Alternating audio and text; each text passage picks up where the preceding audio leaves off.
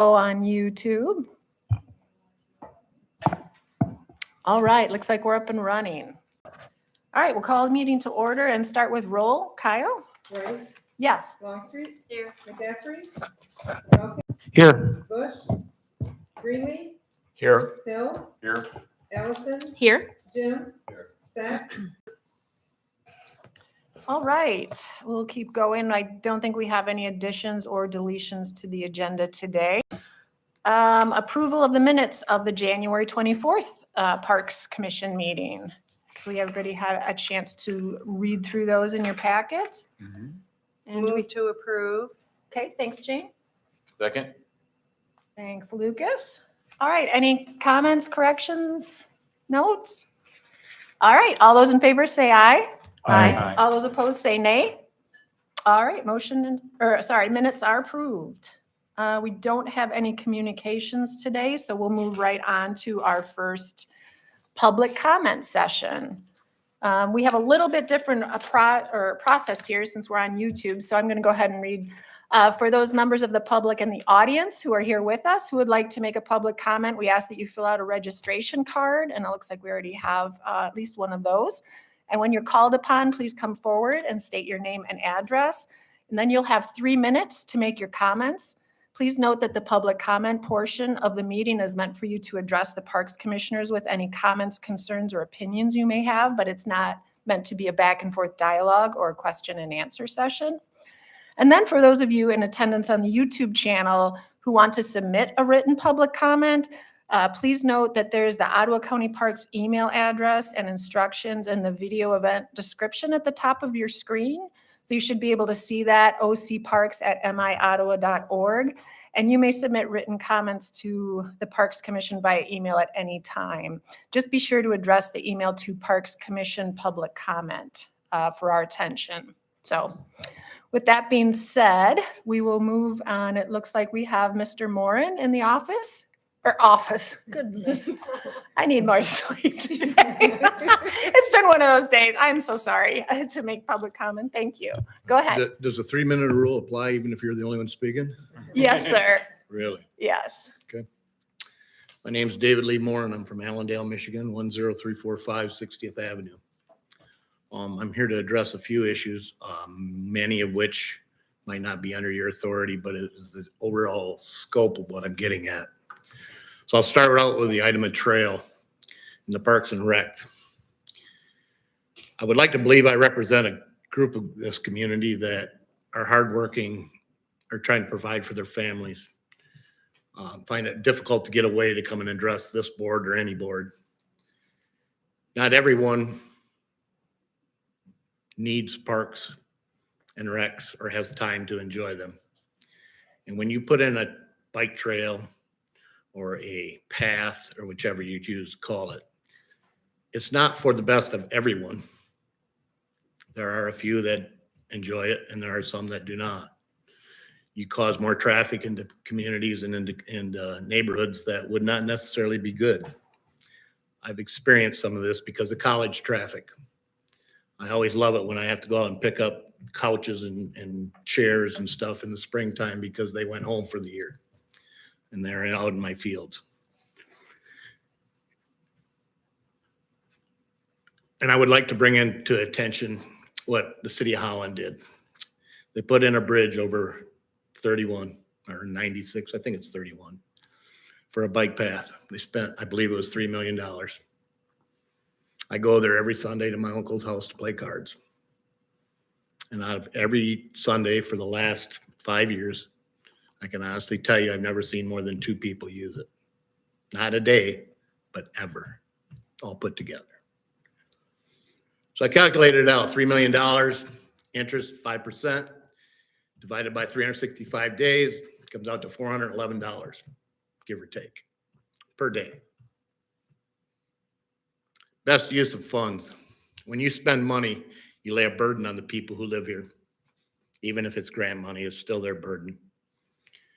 When you make it to where the burden no longer can be carried, you put an end to homeless situations.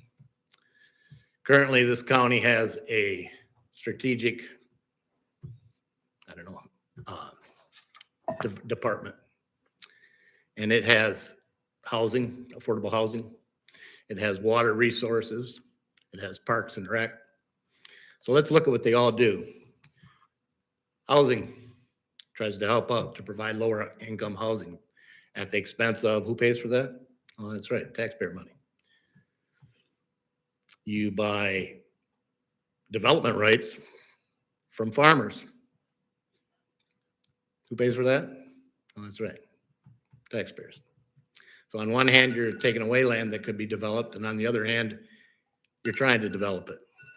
Okay. Doesn't make a whole lot of sense. I'm Okay. sorry, but you need to really think about it. Government is not supposed to be in business.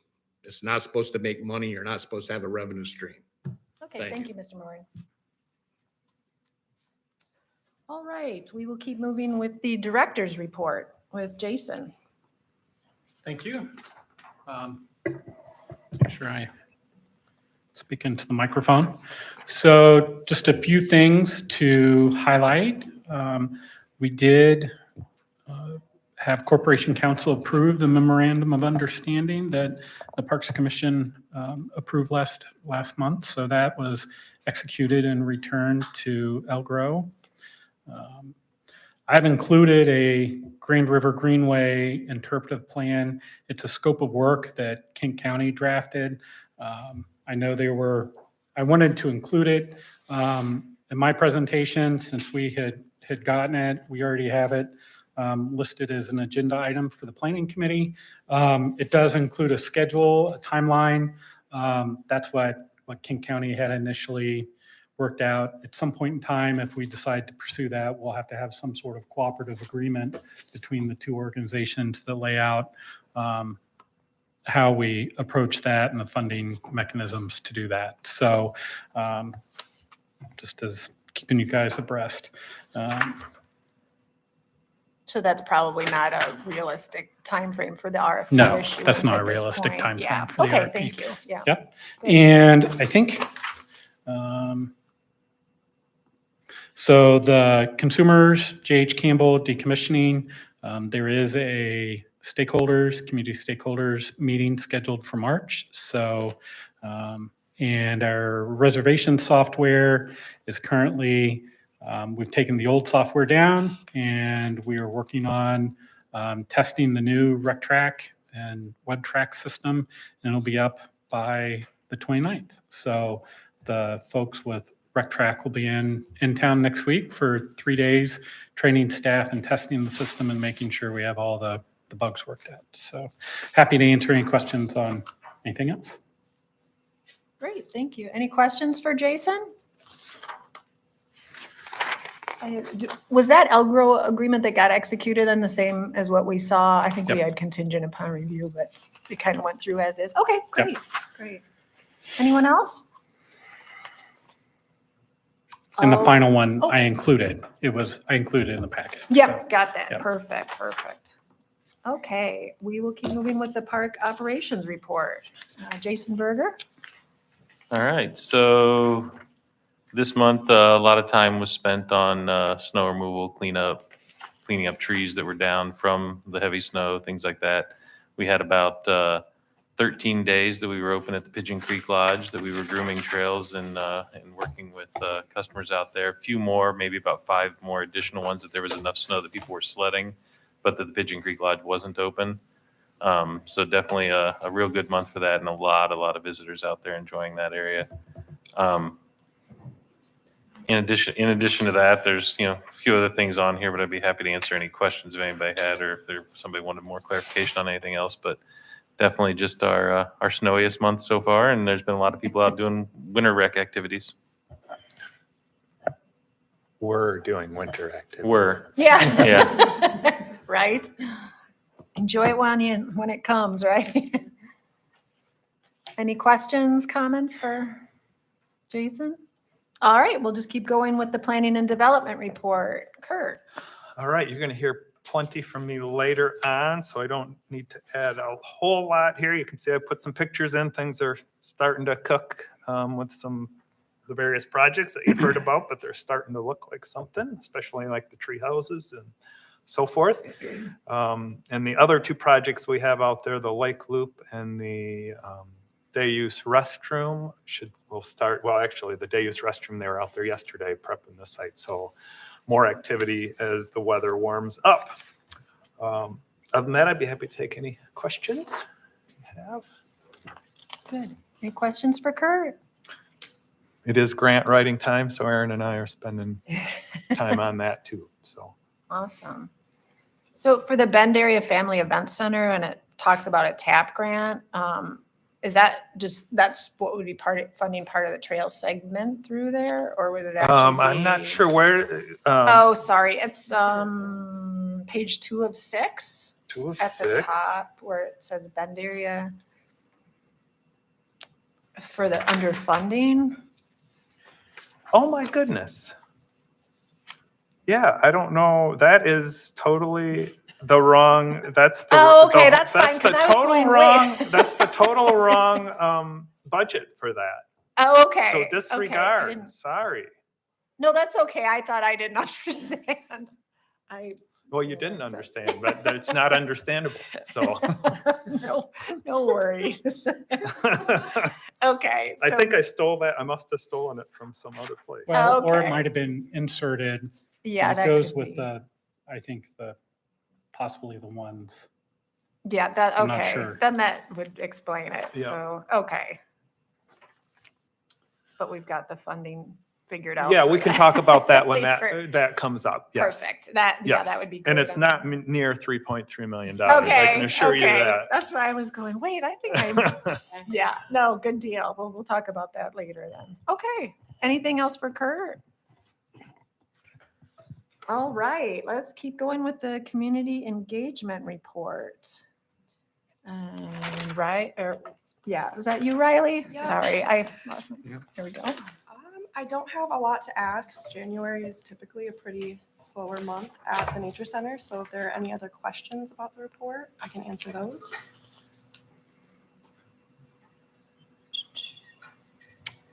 Any questions for Riley? All right, we'll keep going with the natural resources management report. Neely? Right. I don't have a ton to add either. Just kind of keeping our winter stuff going. So field staff is working on some woody invasive removal and then hemlock loy belgid survey. And then Ottawa Sands project, we're still kind of waiting to hear about the federal permitting. We keep hearing that things are starting to move, so we're optimistic that we should hear something soon. And still looking at starting construction in the spring as far as the restoration project goes. I think that is the biggest thing that I have, unless anyone has any questions. I heard you got a lot of seeds. Actually, I stopped in at one of the seed Oh, collecting the seed, days. yeah. And that was in the main conference room, and they had We huge did. bags of seeds. Yeah, we did a lot of seed processing this winter. We did a lot of seed collection in the fall. So yeah, and that was almost all volunteers doing that processing. So Nice. yeah, it was kind of a nice change of pace. Some indoor work days. And, Did it come from multiple sites or was it, okay. yeah, we have a handful of sites that work out really well. And then we'll use those, of course, in some restoration projects around the park. So Great. a nice solution. Good. And then just one item for those of you who have been used to our previous agendas, we used to have a Friends of Ottawa County Parks under our committee reports, but that's going to be included. You'll see a separate section in the Natural Resources Management report now instead, since one of our folks, Carly, there is the liaison. The So- liaison. Yeah, so it kind of makes sense just because the volunteer report has always been part of the natural resources management report, and the Friends are a volunteer group. So it kind of fit in that way. And I know that their report wasn't super. They didn't have a lot going on the last couple months either. I know that they missed a couple meetings because of holidays and illness. So I think their report is pretty much just a schedule of meetings upcoming and then some upcoming activities. So Actually, I should say, I will mention that we do have a pretty big volunteer event coming up. We're doing an Earth Day event for the first time this year. I know the Friends has done Earth Day events in the past, but the Parks is actually putting one on this year. So I'm sure everyone will hear about it from Carly, but we'll be trying to recruit some volunteers to help out with that. Nice. Any questions for Neely? Oh, yeah, Lucas, go ahead. I was just curious about the hemlock woolly adelgid and how that fight's going. It seems like I see a lot of trees dying Yeah. in the Grand Haven area. But Yeah, and I think that kind of where we are at in this region of the state right now is sort of at a resource-based protection. So it's kind of getting to the point where it's everywhere. We've started finding it in our inland parks where it was only in the lakeshore parks before. So we're kind of looking at treating any hemlocks that we do want to, unfortunately. Neely, does the park staff do that, or you contract that, or something? Yeah, for the most part, okay, so initially we had just planned on treating our lakeshore parks, and we were actually treating prophylactically, knowing that the insect was going to arrive. And so if we did just continue to treat our lakeshore parks, because they do need to be retreated every, there's lots of different numbers in the literature, but like 5 to 7 years. So if it was just our lakeshore parks, we could probably keep up. But since we're starting to look at treating other parks, we're looking at other ways to handle that. We are working with the Ottawa Conservation District to potentially help treatment. So through some grant dollars.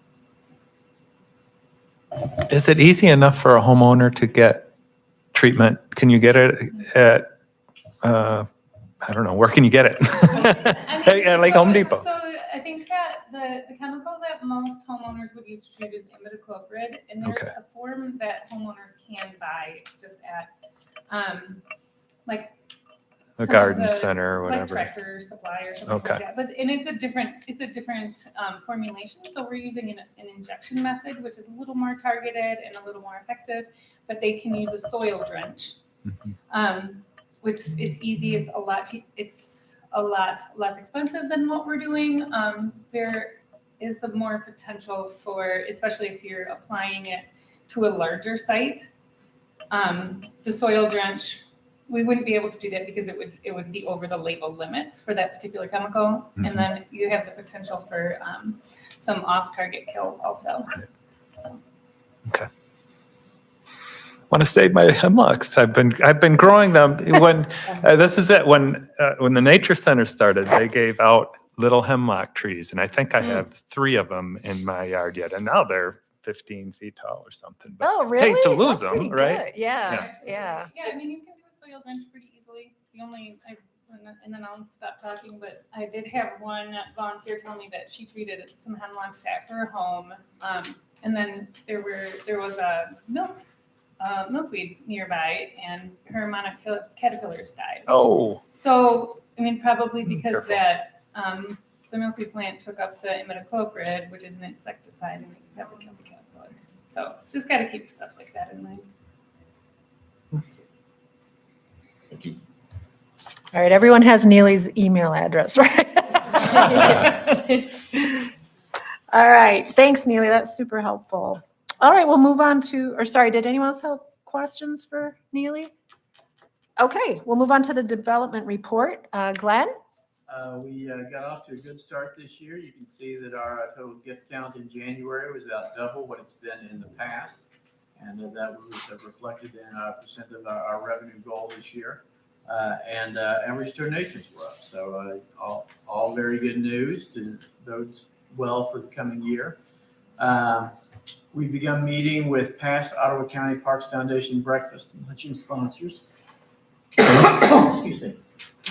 And to request that they re-up or increase their support for that event. And those conversations are going well.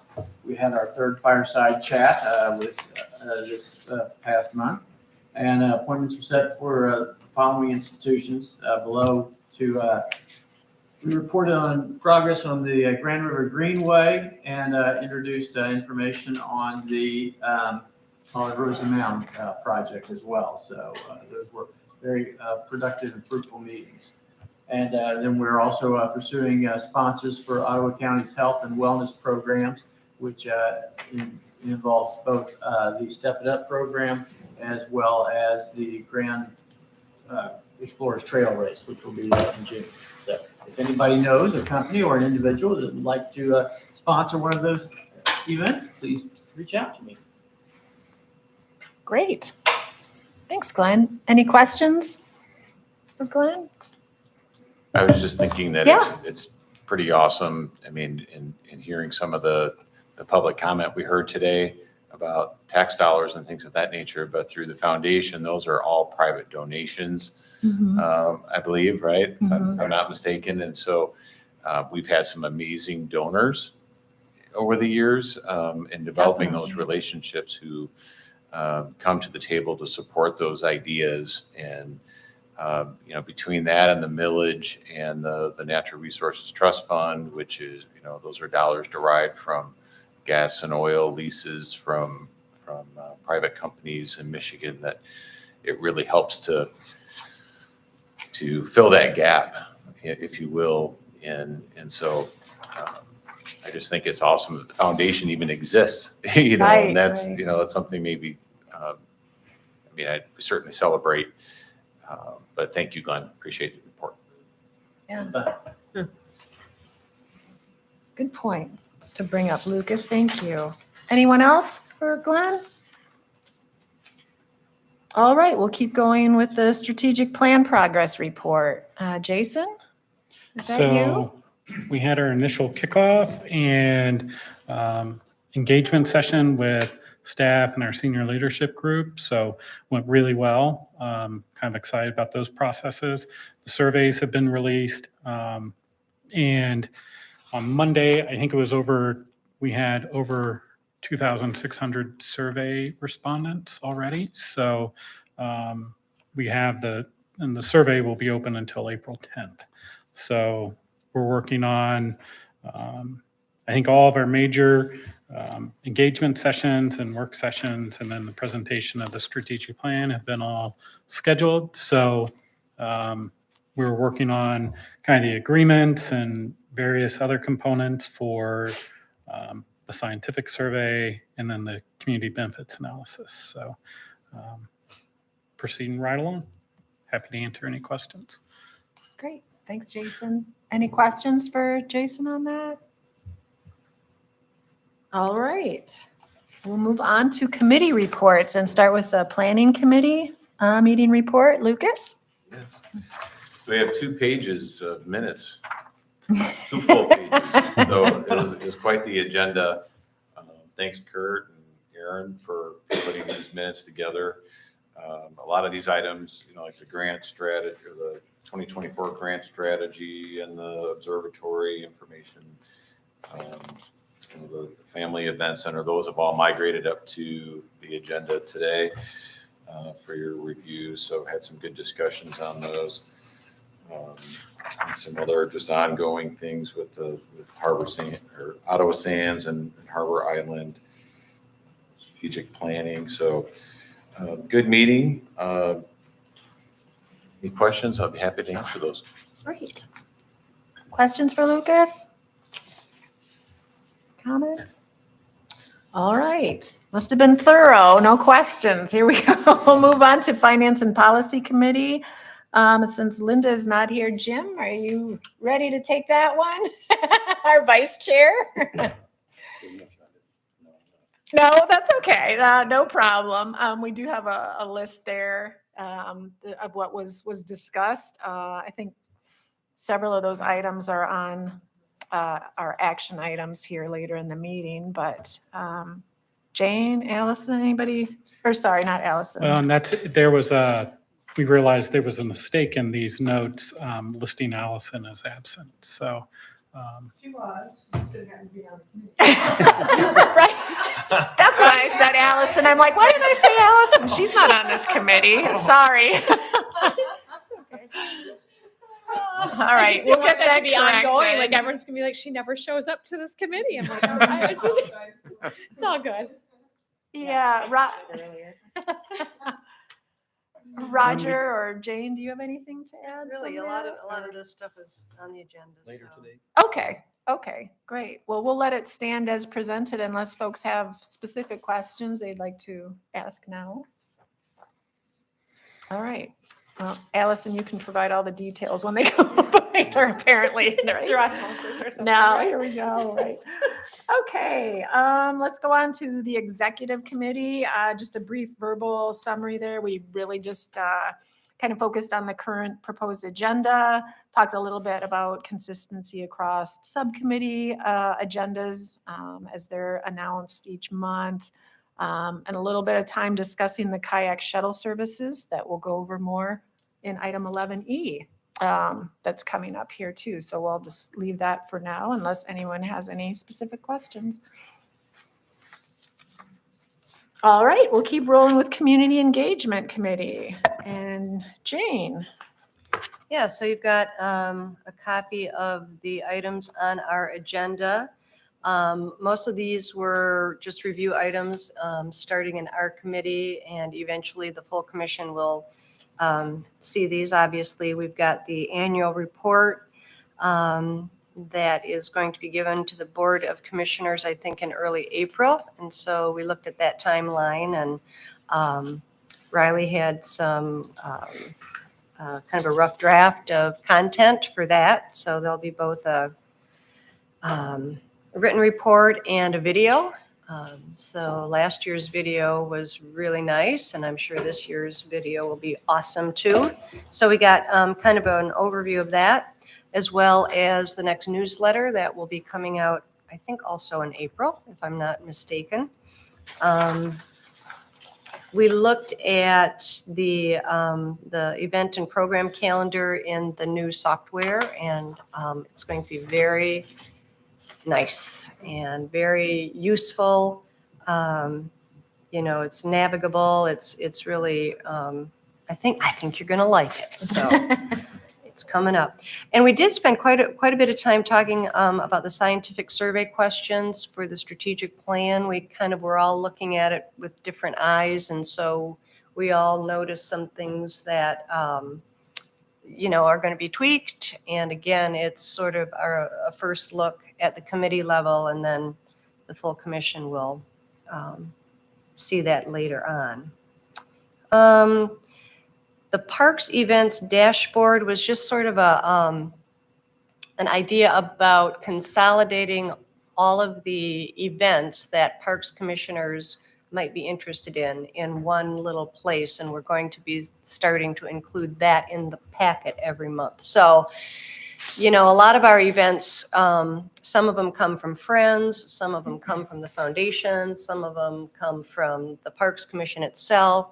Some of them are like collaborative, like the arch dedication with Kent County and stuff. So we're thinking it'll be nice to have a spot where you'll see all of those, so you can plan around your calendar and get those on your calendar. So I think next month and next month's packet will start including that. So. Great. All right, any questions for Jane? All right, good synopsis. Thanks, Jane. And then we'll keep you on the loop here and go on with a foundation update. Yeah, I really don't have much to tell you. We have not had a meeting since our last commission meeting. Angela's going to be up in a few minutes with the foundation's annual report. So I had given you some dates before, and this is why the dashboard will be nice, because let me get out of this so I can go back to that and remind you that we've got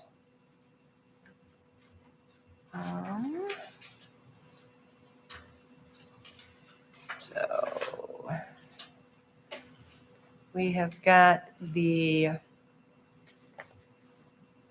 Piece Together Parks, the puzzle event, March 9, Art for the Parks, April 27, the breakfast and lunch at the park is June 20th, and the Grand Explorers Trail Race is June 22. So those are the dates to keep in mind.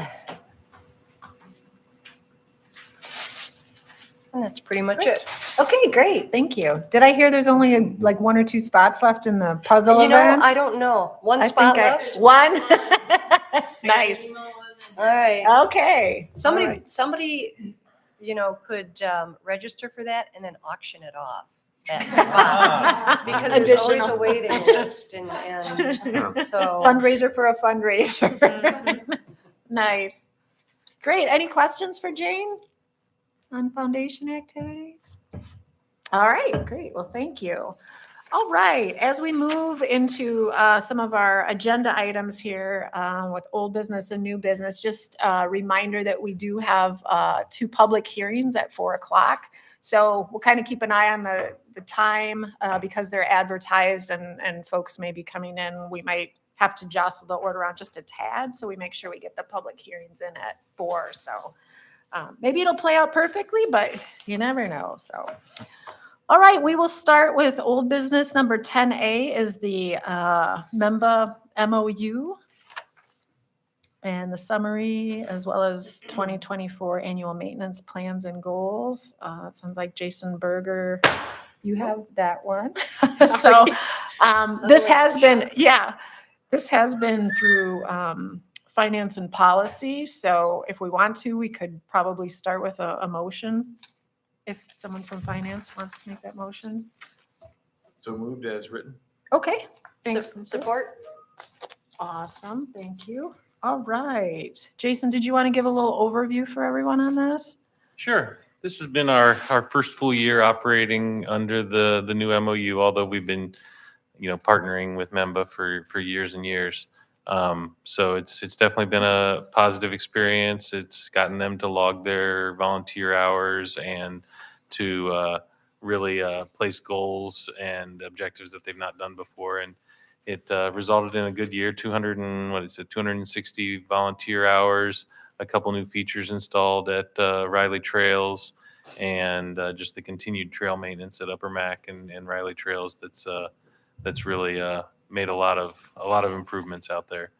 At our annual meeting, we also went through the 2024 goals, which are essentially almost identical, not wholly, but almost identical to the 2023 goals. And then we included those in here as an FYI to you guys as well. So this is really just a summary of how it went for the year and what the goals that we talked about at our annual meeting are for 2024. All right. Does anyone have questions for Jason? Oh, sorry. Not a question, but Yeah. just a comment. I guess from my perspective, it feels like it was a great partnership that we approved last year. And I really enjoyed reading all the work that's been done from their volunteer hours. In I think the shed, wasn't that with them too? Or was that someone else? That was MEMBA in partnership with Velo Kids. So Okay. it was 2 organizations with whom we have MOUs who partnered together to do that. So seems like great work.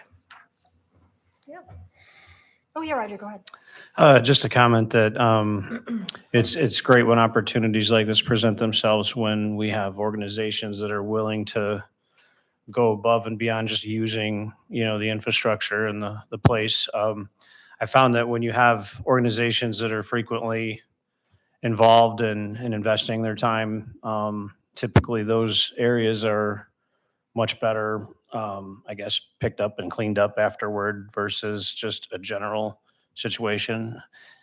Not making the comment that our parks are trash, but I'm just saying in my experience, I found that, they have a pride of being involved, I guess, more or less. And so I'm grateful for this. And it's definitely a great back and forth for us. Like, for instance, earlier today, I was contacted by another individual who represents another group of people who wanted to do work out at Upper Mac on the mountain bike trails. And so I connected him with MEMBA and asked him to talk with them and see what they could work out, and if he needed to, come back to me after that. So I'm guessing that those 2 groups are going to work together on trail days and stuff, and it'll work out quite nice, because that's been my experience with Memba, that they've been very open to lots of new stuff, so. Anyone else? I have two super quick questions. Has Pigeon Creek just been dropped completely from when it, like that park's not really in play anymore? It is on the list of parks that that falls within the MOU, so they can do projects there under the MOU. They have Okay. not to this Okay, date, gotcha. and Okay. regular maintenance of the trails at MOU is still being done by park staff. But Okay. if they were to come to us and say, hey, we want to do this or that at Pigeon, it falls within those, so we could approve that under the current MOU. Gotcha. Okay. And then, so I noticed there's like, we're mowing at Upper Mac now with poison hemlock. Are we concerned at all that that's going to spread seeds that are in the old stalks by mowing, or are they all like they're, 'cause Well, they have like 30, I Googled there it. are. Yeah, It's there are. 8,000 seeds per plant. There are, but our plan for this year moving forward was to get it mowed down prior to it going to seed, and then keep it maintained at a level so it doesn't go to seed. Mhm. So Okay. that was one of the things we actually discussed at the annual meeting, was addressing that section of the poison hemlock. Okay. Okay. All right. Good. I guess that's all I would add, is just if there are a lot of old stems, but I don't know the section. So if there's not a lot of old stems, then maybe it's kind of not They, that big you of know, a deal. the old stems, if they did go to seed, those seeds are there, and there's nothing we can do about them now. Yeah. But All right. Oh, we have to put that to a vote. Sorry. Any other comments or questions? All right, we'll go ahead and put it to a vote. All those in favor say aye. Aye. Opposed, say nay. All right, motion carries. And we will go on to the next item about accepting the donation of a storage shed. I'll make the motion. Second. Great. Okay. Any questions? Comments? Nice looking shed. Right? Yep, it is. It really is. All right, we'll go ahead and put it to a vote. All those in favor say aye. Aye. Opposed, say nay. All right, motion carries. Great, and then we will move on to the Shoreline Amateur Astronomical Association Partnership Agreement. Jason, is that, you taking that one too? I am. Okay. Did you want me to discuss now, or are we going to do? Yeah, actually, we did see this or talk about this at Finance and Policy. So does anyone want to put that motion or out there? So move. Okay. Support? Okay. Great. Okay, yeah, sure. Go ahead, Jason. Why don't you give us a And little yeah, this summary is there? another one that's been a great partnership. This one's been going on for a little longer because they worked on the fundraising, obviously, to build the observatory, and that now they've been running the observatory now for a while and putting in a lot of volunteer hours, including having the Friday night public viewings. One of the things that we talked about a little bit was the fact that, a large portion of the Friday night viewings got canceled because of the overcast skies. And just pointing out that was to be expected. Like when they first brought this to us, they said they're going to cancel more than half of them. They knew that ahead of time.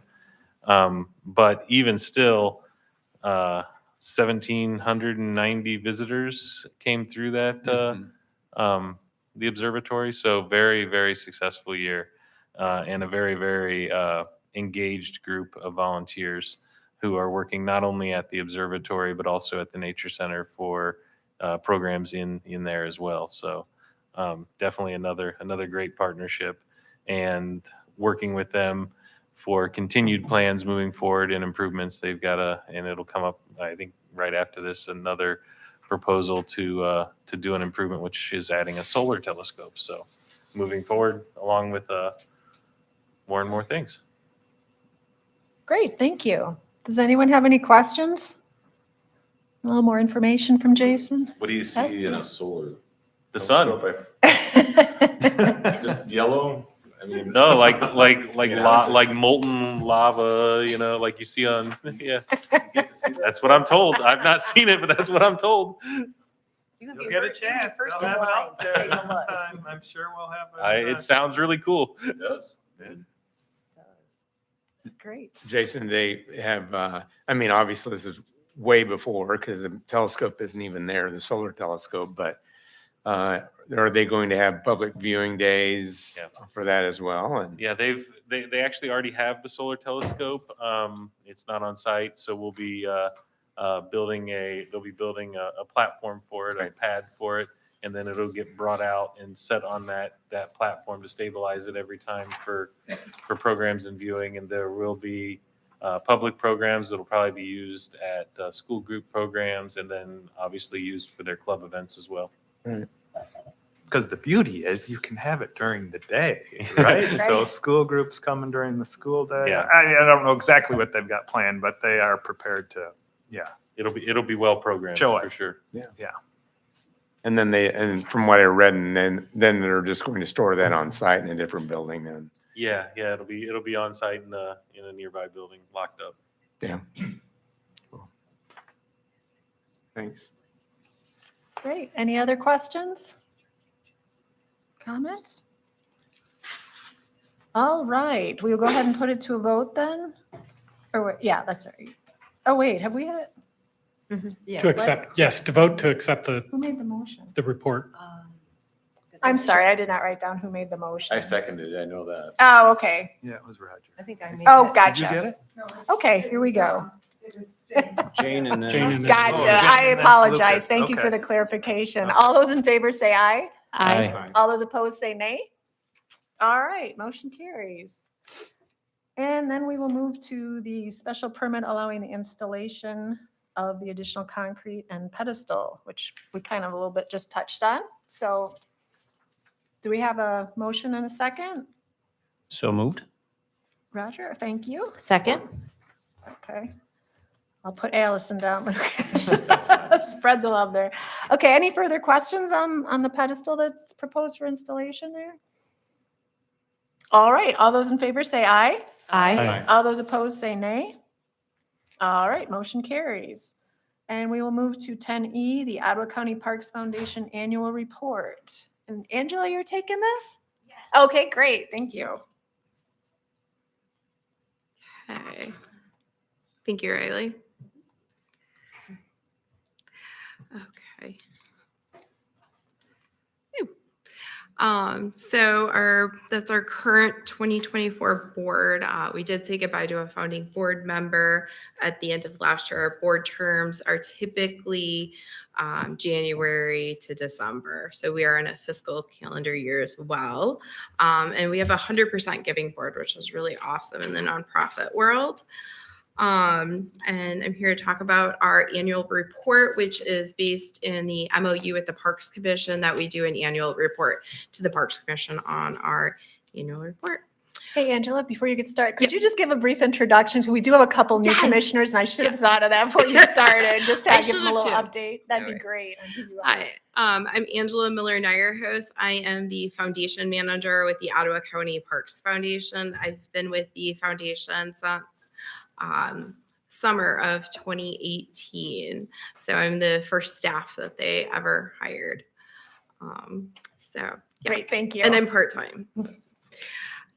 So our performance in 2023, and just please keep in mind that these have not been audited yet. We do go through our audit cycle in June. Nonprofits typically go later in the year because we're not special enough, and we don't pay taxes.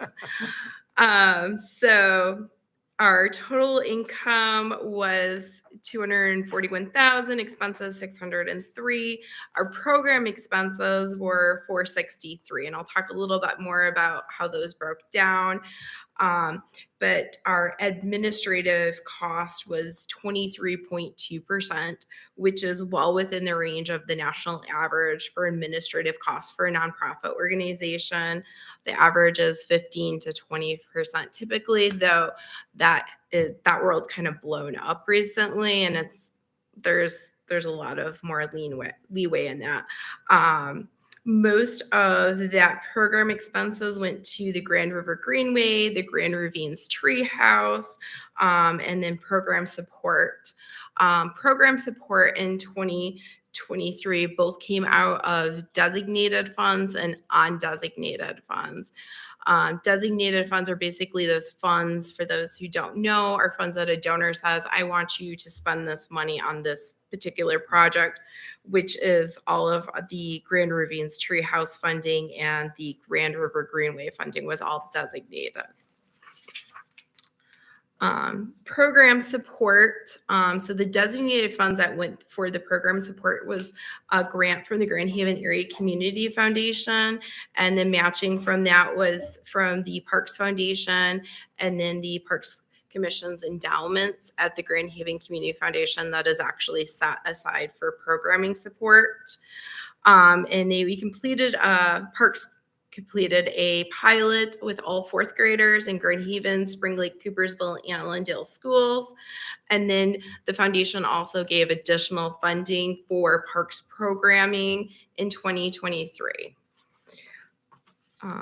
Then the other, we also took over the bench program in 2022. And the bench program has been really great for providing spaces for those with reduced and shifting mobility levels, a place to rest along the park trails.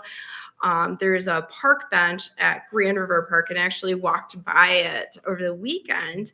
And the donor selected that location because that was the furthest her mother was able to walk to see the Grand River. And so it was a perfect spot. If her mother was still alive, she said that she would sit on that bench and be able to look at the river because of that bench. And then, of course, we've done continual funding of the Grand River Greenway. The funding this year went towards the rest of the Bill Moraine Trail, which is the trail between Grand River and Grand Ravines Park. The Grand Ravines Treehouse was thanks to a gift from an anonymous donor, and that was completed the spring of 2023. If you haven't been out there yet, it's gorgeous. The views are just amazing from it. And then in regards to the foundation's income, we are funded primarily, especially last year, all of our funding came in from individual donors. We received $202,000 over from undesignated gifts. So those gifts all go into our general fund. And then you can see designated, we had $5,000 for Ottawa Sands, a little over $5,000 for nature education. Most of that, the Ottawa Sands funding all came from one donor. The nature education funding actually came from a donor who feels very strongly about nature education, and so they hosted a golf outing. And so a big chunk of the money came in from that. And then we also have almost $30,000 for the Grand River Greenway, and that was primarily from bench sales along that new Bill Idema Moraine Trail. We sold almost all the benches along that new trail. So a big part of what we do, and Jane talked about the events coming up, is donor outreach. We have 2 appeals, one in the spring, one end of the year. And then last year we had 4 events. We had the Piece Together Parks, Art for the Parks, the Grand Explorers Trail Race, and then our breakfast lunch in the parks. And I'll talk about those a little bit later. And most of our donations, at least last year, are general fund contributions. Those are monthly donors and unsolicited donors. And then our memorial contributions, and those vary significantly year to year. And we have a couple of giving clubs. The Park Sustainers Club is our monthly giving group of donors, and those donations range anywhere from $5 a month to $300 a month. And that's a huge, very consistent source of income for us, and it really helps us with our day-to-day stuff. And it's also my favorite program because it's the one that most people can relate to and be able to donate to. So And then we have our stewardship circle, and this is donors who give at a level of $250 or more throughout the year. And this includes both individuals and businesses. And then our Parks for Life program is our estate planning program. And so there's a lot more information on that, but that's basically folks saying that I'm going to put you in my will, or I've put you on a trust or something. And then we have our tributes program I mentioned before. Tributes either come in the form of bunches, or someone just says, hey, can you please make this donation in honor or memory or honor? We get actually quite a few honorary donations as well. And then Jane mentioned our upcoming events. If you want that last spot for Piece Together Parks, I would get that emailed to me as soon as possible. Art for the Parks, that's coming up on April 27th. We do have a pre-registration code if you want to donate early, just walk in then. Otherwise, sometimes there's a line at the door. It also, last year, a lot of people that donated early may not have shown up. So we still got those donations, which is really nice. And then we're still looking for sponsors for Art for the Parks. The other kind of more public event coming up is the Grand Explorers Trail Race. This is the second year of the race, and it's being organized by the Foundation's board president, Anita Yoder. Last year's race had over 300 participants, so we'll see what happens this year. And then the other event coming up is our breakfast and lunch at the park. This is our biggest fundraising event of the year. We netted over $55,000 in 2023. It not only raises funds for us, but it's also a great cultivation event. So we ask people to come. If you don't know anything about parks, you want to learn more, it's a great opportunity. We're looking for table host sponsors and attendees. Table seat 8 to 10. And then our annual meeting, we're still working on finalizing that. It's going to be our third annual meeting. We usually honor outgoing board members. This year's extra special because we'll be honoring Bobby Sabine, who actually was president of the Parks Commission for several years. So she is term limited off our board. And that's all I have. Great. Thank you, Angela. It's a lot of good information there. So good. Does anyone have any questions? There's a lot of topics covered in that, but questions or comments for Angela? All right. Thank you. We do. Yeah. So if we could have a suggested motion as written in there, or make your own motion to accept the annual report. I'll make that motion as written. Okay. I'll second. Okay. All right. Should have had the motion before I asked if there were questions, but any questions, comments? All right. All those in favor say aye. Aye. All those opposed say nay. All right. The report is accepted. Let's see. We've got 5 minutes here before our public hearing starts. Do we feel we can cover the Bend area or Kirk Oh, Park in yeah. 5 minutes? Yeah? Oh, I think okay. so. Okay. Unless you're cantankerous. Yeah. Well, I'll let you choose which one you think we can get done in 5 minutes. So Yeah. most of you know, right, that we've been, well, the Bend area is an evolving park, right? But most of you know, we've been struggling a little bit with this old house that we have there, the Moss House, we call it, right? Which was purchased, a few years ago, but, we were trying to figure out what's the best use for it and so forth. We've also had a need for a long time in the park system for an event venue that can handle like 250 people. We've got lots of shelters that are really nice, 50 people, maybe up to 100, but 200, no, we can't handle it. So we've been toying around with this idea, more than toying, thinking hard about it, of making that area around the Moss House an event center. And last summer, or maybe even for 2 summers, we've made a presentation to a potential funder about this particular site and if they would be interested in supporting it. And last summer, we did get some very good indications that they would be willing to donate, and it is substantial because it's a remodeling of this house, it's building a big new facility and all those kind of things. And they're so serious that we go, boy, if we come back to them again for ask, we better really have our ducks in a row. And there's some things we don't know about this site. Is this house worth saving?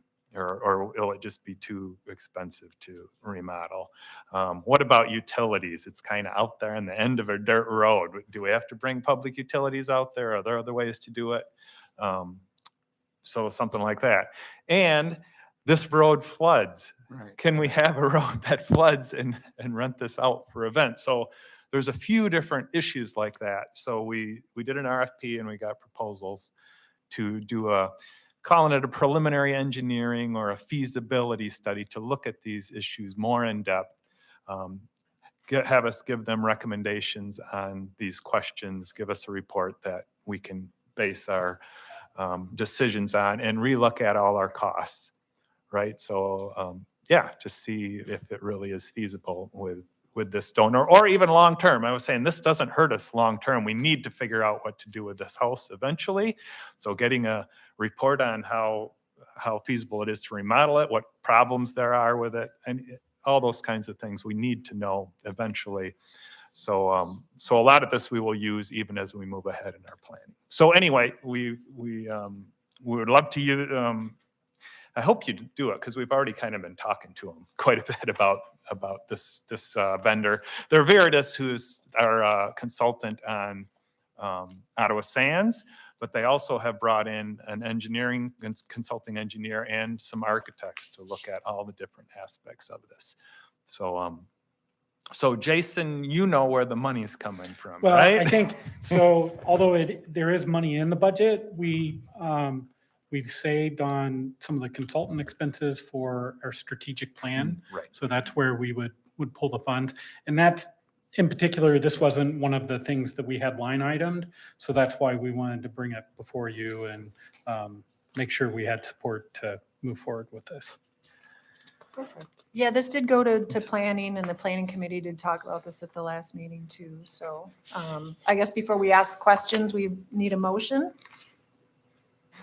So moved. Okay, thanks, Lucas. Do we have a second? Okay, thank you, Roger. Paul. Oh, Paul, sorry, Paul. Thank you. All right, do we have questions, comments? About what? Yeah, Allison, go ahead. Probably more just the business type of how much research has been done to show the desire. I guess how much money do you think that the revenue will be brought in if we end up doing this? I guess that's probably my question. Will it be financially? Yeah, we don't have a formal business plan for it yet, but the idea would be it would sustain itself. Okay. Yeah, after construction. Yeah. Okay. Oh, We sorry. have good Yes. indications And that I it mean, would be that's very what, we've done some successful. preliminary research on Yeah. what similar facilities in the region Mhm. rent for, and they're pretty vast. So I think the goal would be that it would be sustainable, self-supporting. Is it something that would be used potentially like wedding venues or not necessarily wedding? Yeah, well, 'Cause yeah. I know we've that's a been huge talking need about in that. our Yes, it would be county. very versatile, right? So the house itself could be used for business meetings, just family events, though even school group kind of things. And then this actually has, if you looked at the stuff, a larger building, which would be suitable, yeah, up to 250 people. But Mhm. again, very versatile, so we could use it for our programs, public events, and certainly a wedding type. And then we situation. put together kind of a scope of what we think the, kind of getting into some of that nitty gritty that we have on the agenda to review with the planning committee, as we've kind of worked with the initial conversation with consultants going through this process, as well as requesting feedback from all of our staff. So, yeah, as you know, we know that a lot of our sites are very attractive to weddings. We want to make sure that we're, developing the most robust multi-purpose facility possible. Although we talk a lot about weddings, our most heavily used facility is the visitor center at Hager Park, the DeVries and Vanderlaan room.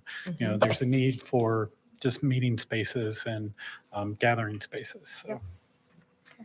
I have And go ahead real quick before we start. Yeah, just real quick, I think it's wise to invest this rather small amount to do some, some investigation. I'm thinking about the knots that Lake Township has been tied up in with figuring out what to do with the Heiser house down at Heiser Park. And I know that's been, a real struggle and a challenge for that board. So knowing that we have the house and we have to do something with it, I think it makes sense to take a look at the possibilities. Great. Bruce, do you have something real Oh, quick? Kurt, I'm just wondering what reading on this, it sounds like the proposed facility, in addition to the houses, would be a 3-season situation. And I guess that's adequate for weddings because not many are taking place in that kind of Yeah. venue in December. But That's right. So I think in the materials, we had a couple of examples of places that are like this. There's a big shelter in Millennium Park that's that big. And then in particular, the new building in Spring Lake in Tanglefoot Park is such as this. It has big doors that can open on each side. So it can be a very open kind of thing if the weather is good. But yeah, you'd want to be able to close out the bad weather if you're really having a nice event in October, which we do have tons of events in October when the colors are so nice. And so, yeah. I've attended one in Millennium Park in November, and it was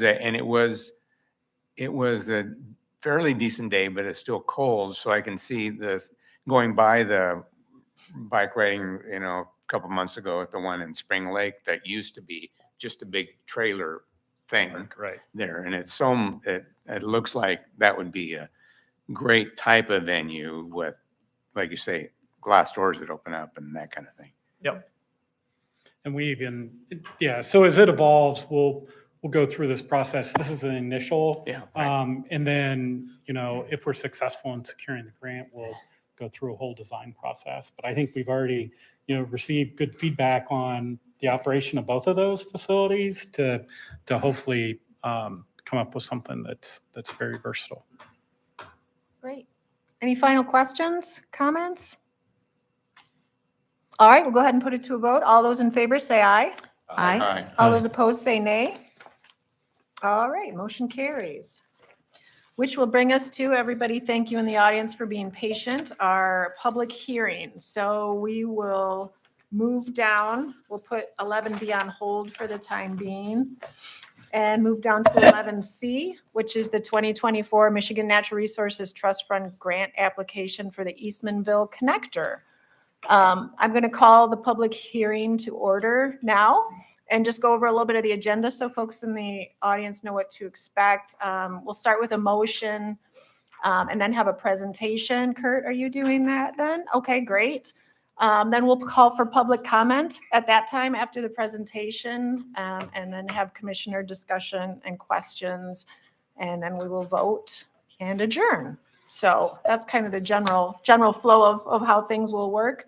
While we're getting started, though, if you do want to speak and you're in the audience, please make sure you grab Kyle. Could you raise your hand, Kyle, and just so they know who you are and get a card if you haven't filled one out already. So that'd be great. Yep, if we have one from you already, thank you very much.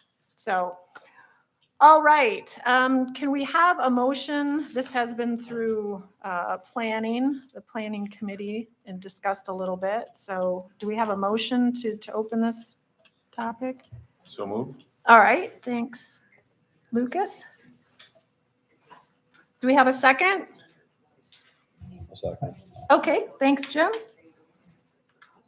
All right, Kurt, why don't you go ahead with the presentation? Yeah. So where should I be? Do you think? Where would be? Because we've got folks here, I think, for this first one for So sure. they're having a hard time hearing back there, so. Oh, Okay. they are, okay. I mean, is me it better too. if I just make the presentation from here? Is it, Because it'll be Riley, will you transmitted get on it up? that Will it get monitor, up right? there? For what? Oh, it will show up on that screen, right? Yep. Okay. Yeah, I'd say maybe speak into your microphone, but if anyone has any problem hearing at any point, please raise your hand so we can make sure to correct that for you. Okay. So yeah, this first project is Item Explorers Trail Eastmanville Connector Segment is the short name. The long name is the B Item Legacy Segment, named after our benefactor for a lot of the trail. She had a special connection to Eastmanville Bayou, that spot. So the naming was part of that. And we're seeking approval to apply to the Michigan Natural Resources Trust Fund to help fund this segment. So let's see, is it going to work now? Please. Riley, you want to move it? Just click it ahead. So this project is part of the overall Grand River Greenway initiative, right? We've been working on it for 30 years. So we've been buying key blocks of natural and recreational land, and now we're trying to connect them with trails, both on the land and the water. So people can hike, bike, and paddle in the Grand River Greenway. So, so this is one piece. Why don't you go to the next slide? We've been working on various segments of the trail over the last, well, since about 2015. We started building segments of trail. I think there's 12 or 13 segments. We built several of them already. We have a nice big segment that's going to be built this summer across Stearns Bayou. That's way on the west side in purple. And we've been trying to develop these pieces so they make sense, right? We're not just building it out where it won't do any good, right? He brought up people aren't using it. Well, you get it used because it is where people want to go. And so we've been really trying to do that. And so all of the trails we've designed so far have really been connecting to other areas of interest. And this, in fact, will do that as well in Allendale. So why don't we go to the next slide? And this is the particular piece we're talking about. So it runs from the Eastmanville Bayou open space, the parking area there, that's just west of the bridge, southwest of the bridge, 68th Avenue across the Grand River. So it starts at the parking lot there, it goes under the bridge. So we're widening the space there to go under the bridge, and then follows a good section of existing natural surface trail east of 68th Street. In our property there, you can see a large stretch of land along the east of 68th Street. It's about a mile that's along the Grand River there. So it follows a good bit of existing trail, and then it hops a drainage area and goes into an area that is quite inaccessible at this point. On the eastern half of that. And that is, for you who are interested, right, where we have the Virginia bluebells are in that area, so it would provide access to that area. We've really had to work hard to get it through there so that it doesn't mess things up, that we don't want messed up, but we think we've got a really good plan. So it goes through our property, and where it turns south there, that's 61st Street. It's a right-of-way. It's unused right now, but it is county right-of-way that runs all the way to the river. So we're using 61st Street to come up out of the Grand River Valley up to the higher ground. And then there's like a block that is 61st Avenue that actually is street right now. So then we turn east on the north side of, what is that, Lincoln or Warner? I can never remember. Lincoln. It's Lincoln. And go a block to 60th. And then we go on the east side of 60th, all the way down 60th to a point where we actually tie into existing sidewalk that's in the residential areas. So it's near Comfort Street is the southern edge. So that's where it ends. So the idea is we connect to existing trails or sidewalks that people are using. And we also do know 60th is really bad. I get a call I don't know, once every month, probably from someone who we've talked to along there. When is that going to happen? It's so terrible to walk along 60th because there's no shoulder, there's nothing. So why don't you go to the next one? Oh, okay, so there's a good picture of 60th right the way it is right now. So it doesn't really have shoulder or sidewalk for the piece that we're gonna use. Go to the next one. And this is, we've been coordinating quite a bit with Allendale Township on this, right? So this is actually out of their plan. We've been working, they have a kind of looking at what they want to do for non-motorized trails and sidewalks in the township. And so this project fits in right with what Allendale Township is proposing to do. We can go to the next one. All right, so here's the budget. We think it's going to be about $1.696 million. It's 3 miles long. We already have it pretty much engineered. I don't know if many of you remember, we've been working on this one for a long time. In 2020, we were almost ready to do it, and we applied for a grant through the TAP program, Transportation Alternatives Program. We were denied because at that time, well, and still, they don't like to fund projects that potentially could flood. We do tons of stuff in areas where it floods. In fact, the last 2 segments of trail that we did flooded this spring or last spring, and we just design it so it can take that. But anyway, this is what we think the cost will be. We would have a little bit of Parks Millage funds, and then a bunch of money from the Grand River Greenway Fund through the Ottawa County Parks Foundation. And this grant would be for $400,000 to assist us with that. The schedule could work pretty nicely. We're thinking late 2025 for construction. We've been coordinating all along with what Allendale has been doing. They have some utility and road work that's going on in a lot of places in the township, but in this area in particular. So we didn't want to do it before then and have them come and have to cut into stuff we're doing. So we're trying to coordinate with the work that's happening there. So that's in a nutshell. But I'm happy to take questions from anybody. Okay. If everybody's okay, I think we'll do the public comment section first, and then we'll move on to commissioner questions and comments. So, I would just add that south of where the sidewalk, we eventually plan to replace the sidewalk. We're working on a project with Allendale to build the connection from Grand Valley on Pierce Street up 60th Avenue to there, and that could happen in 26 potentially. So it would be connected to sidewalk for the short term. For the short term, yeah. okay. Great. Okay, we'll go ahead and open up the public comments section. For those of you who are new, you'll have 3 minutes to make your comments. And please note that the public comment portion of the public hearing is for you to address the park staff and the commissioners, but it won't be necessarily a question and answer or back and forth, but we'll give you the 3 minutes to come up and hear your statements. So I'll call you up one at a time for those of you who have filled out cards, and I apologize if I pronounce any of these names incorrectly, but I'll do my best. So we'll start with, is it Steve Springsma? Perfect. Is that correct? All right. Good. Steve, you're on Steve first. Springsma. Great. Thank Thank you. you for coming.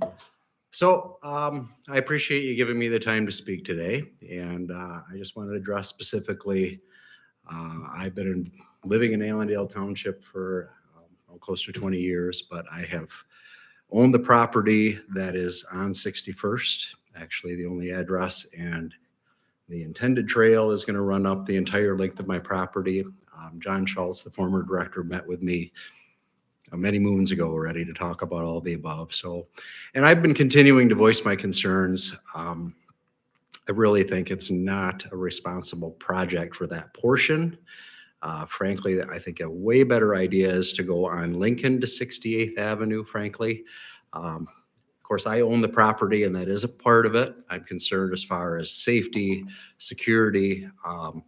Everything there literally floods at least twice every year. 2 weeks ago, you would not have been able to walk down there. I have got documents from every year since for when the entire thing is flooded. And I know there's concerns about blue wells. It sounds like we've gotten around all of that. I've had the county approach me multiple times as far as buying an easement to go around natural springs that they're planning to put ramps over and all the above. Frankly, my biggest concern isn't so much the upfront construction. I think it's irresponsible to do such a small portion that very few people will be able to use for a very small portion of the year. This is a very wild area. Of course, I deer hunt and all the above, so I'm not excited at all about the trail coming through. I know that's a common concern as far as that goes for everybody who doesn't want it in their own backyard. I think bike trails are great. I'm involved on the Downtown Development Authority for Allendale. Frankly, there hasn't ever been any agreement at Allendale because I'm very much involved with the township supervisor as well as far as where the section would go. This has been what John Schultz had originally said he wanted to do, and actually to run all the way to M45. However, they found, of course, none of the private owners want that. So my biggest concerns are I've never seen any sort of budget for how they'll begin to maintain it. This entire section not only floods with 5 to 6 feet of water, millions of gallons of the Grand River rolling through that I have plenty of footage to show anyone that would like to see. I've invited multiple commissioners over. Mr. Shamblin stopped by my house before. We could never walk down to even look at it because you're walking through too much water to go there to do it safely. You'd have to take a canoe. So my concern is I've never seen anyone talk about who is going to be out there to monitor it for safety for any people that would. I think it's a perfect spot. You can be a mile away from any residence with the exception of mine. And I'm worried about safety as far as security. If anybody's driven to Grand Rapids and driven by Indian Mounds Park along the way on the highway, it's pretty hard to miss, typically underwater and certainly not well maintained, and I know they fight to do that all the time. I've never seen any budget for cleaning up the dead ash that will always be there, for redoing all the asphalt. I know from what I was told, there's multiple portions of bridges because we've got to accommodate an ambulance to be able to back down there and get everybody. Is that my 3 minutes? Yeah, that's. So obviously my concerns, I appreciate the time. Yeah, thank you. Thank you for coming. Okay, we will move on to Jerry Vandermeulen. Yeah, I've had several times they plan these things at 4 o'clock before I retired, which is a ridiculous time to schedule something for anybody to be able to come here and discuss this.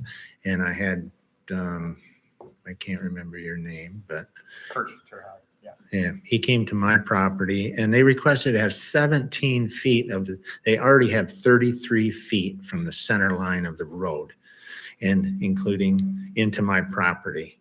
Now they want to ask me for 17 more feet. They have 22 feet from the shoulder of the road to that 33 feet line that they can use, but they want to make me give them 17 feet, and I'm not about to. And they can do whatever they want on the 33 feet. But I called him back last year and he goes, "Oh, yeah, I remember you. Yeah, we got it all figured out." Click. I don't know what that means. No idea. But I have safety concerns because I have 2 driveways there. And if I back out, I will be in there and I have to watch out for somebody walking or riding a bike. My son has property right down the hill and it would create a blind spot. And he already has trouble getting off his driveway onto the road, let alone this bike path that's 17 feet somewhere. And it's a big safety concern for us as property holders. And you may do whatever you want to on your 33 feet, but I am not giving you 17 feet. And it's just the fact that there's a lot of safety concerns there, and people will be in my yard, and it gets close to my house, and it's like, if they want to do it on that 33 feet, I'm perfectly fine with that, but not into my property. So with that being said, I'd really like to have someone tell me what their plan is. They say, "Oh, we've got it figured out," but what does that mean? I have no idea. It's very poor communication. So if they could communicate with me and make sure that they are going to stay in their 33 feet, I'd be okay with that. But they're not going to get 17 feet. No way. I will fight it every way. Okay, thank you. Great, thank you. Can we find out what the address was for that one? Yeah, we have them all. Okay, Yep, great. They're on everybody's Okay. comment card, so we do have that. Thanks. Yep. Christine Scott? I want to start out by saying thank you for putting a bike path on 60th Avenue. It's downright dangerous on our road with all the people who walk, who bike, who use skateboards. It's dangerous. It's just dangerous. So it's on my side of the road. I mean, that doesn't make me feel great, but I do appreciate the fact that we are going to put that bike path down there because it's very much needed. I have maybe a couple questions. One is, you said the road is pretty much, or the plan is already pretty much engineered. When would we as residents know where that bike path would actually be on our property? Because of two things. One, we have a fire hydrant that's within the 33 feet, and we have underground sprinkling. And so we just want to know, so we have enough time to react to that. So when would we actually know if we're starting in 2025, when we would know that we'd have to either move our underground sprinkling or we don't have to, or they're going to move a fire hydrant, and if so, where? And is there an answer to that? I think it'd be best, why don't you just contact me sometime later and I'll come out and we'll look at it specifically. Okay, and Yep. can you give me your contact name Yep. and number? Okay. And then my other question is, I was glad to hear you talk about coordinating with other road projects. I know there is a water main scheduled to go down our road and was hoping that this could be maybe done at the same time so that we didn't have our road torn up twice. So are you thinking that that might happen at the same time? We are in communication. I don't know exactly what their schedule is, Uh-huh. but hopefully we can But we're looking make at that seriously. Yes. Okay, because that's better than it was. Okay, that's Yep. great. And then the other thing I had was, now that we're going to put in a bike path and put it on 60th, is there also going to be any look at traffic pattern at the same time? Because we have so many new subdivisions coming off of 60th now, all the way down from Lake Michigan Drive to the very end at Lincoln. That traffic has been horrendous now. I mean, they take 60th because they don't want to stop at the light at 68th. So the trucks come down Lincoln, then they come down 60th. And again, a bike path will help because people will be walking and biking on the bike path, but just the whole traffic pattern. I would think that kids, if you put a bike path in off of Lincoln, that new subdivision, kids would want to be riding their bikes, and just a little concerned about the speed limit and the whole traffic issue. So I don't know if I that's. can say a little, I know the whole intersection on M45 is being thoroughly evaluated Mhm. right now. Up at Lincoln, I don't know exactly what will be the finish, but we're aware of those issues on Okay. 60th. So we will be looking at traffic patterns and stuff along with this. as I mean, it's potential- not directly part of our project, Mhm. but to do what we want to do at M45, Right. yes, all of that is being Okay, evaluated. super. That's it. Thank you very much. Thank you.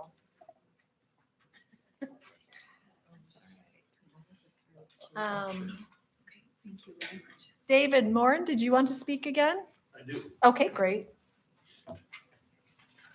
I guess I'm not the only one with concerns. I find it ironic, the one person who spoke so far that was in favor of the project gets responses and the other ones do not. I'm gonna say this, who's using these paths? What is the demographics? Are they people that live in subdivisions, townhouses, apartment buildings? Are they people with 5 acres or more, 2 acres or more? And you come in people that have bought land for more than an acre, and then we start influencing their privacy. You bring in a bunch of people that I've never met that are now gonna have more access to my neighborhood and my property. And at what expense? $1.7 million? For how many people are gonna walk on it? And is it the same 10 that are walking on the rest of it? What percentage of the community, the 300,000 citizens of Ottawa County? What percentage of that is being used, is utilizing this? You really need to step back and take a look at things. If I didn't want to have 15 acres, I would have bought 15 acres. But I don't expect others to be able to come on my property and enjoy it because they didn't buy it.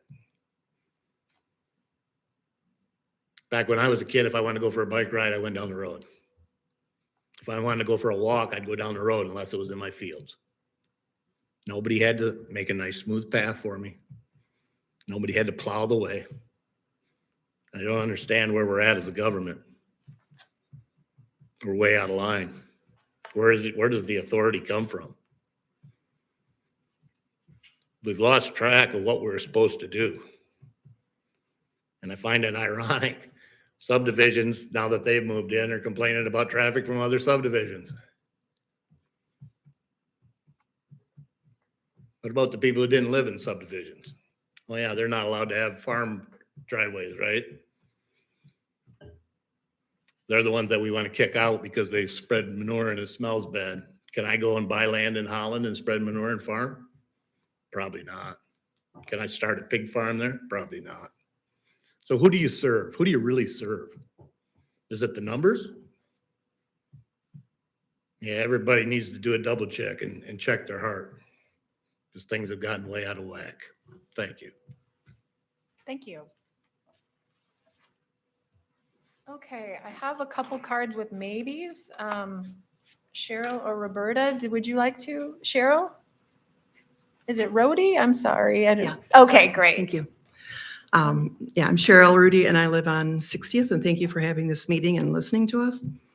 I am pretty happy about this trail myself. I think it'll be used. I think it's necessary from what I see every day with moms pushing their babies in front of my house, and it's busy, and people biking and walking. I'm not complaining about this, but I'm just wondering, how did the decision came to put the trail on the east side of the road rather than the west? I live on the west, so I'm okay with it, but is there is it because the mailboxes are on the west, or I'm just wondering? Yeah, I think if we have questions, but maybe, Kurt, do you have a stack of cards? Oh. That we would be happy to address, and I think park staff would be happy to go into detail on that. I mean, it's pretty easy. When the engineer looked at it, they look for obstacles, right? They look for obstacles on one side or the other, and there were deemed fewer obstacles on the east side. Okay, all right. Yeah, that's the short answer. My other question is, what is the plan for crossing Lake Michigan Drive? Will there be a tunnel underneath, or will it be a stoplight, or what's the thought right now? So that's what I was saying. That's being evaluated right now. I don't think it would be a tunnel. They're looking at a traffic light to address other issues as well, right? It's hard to get on to M45 sometime, those kind of issues. Yeah. Yeah.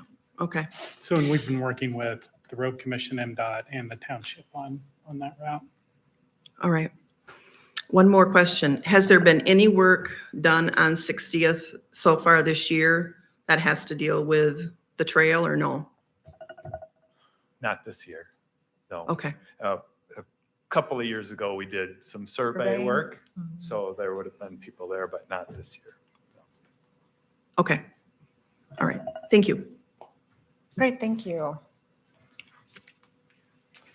All right, Roberta, no, you're all set? Okay, thank you very much.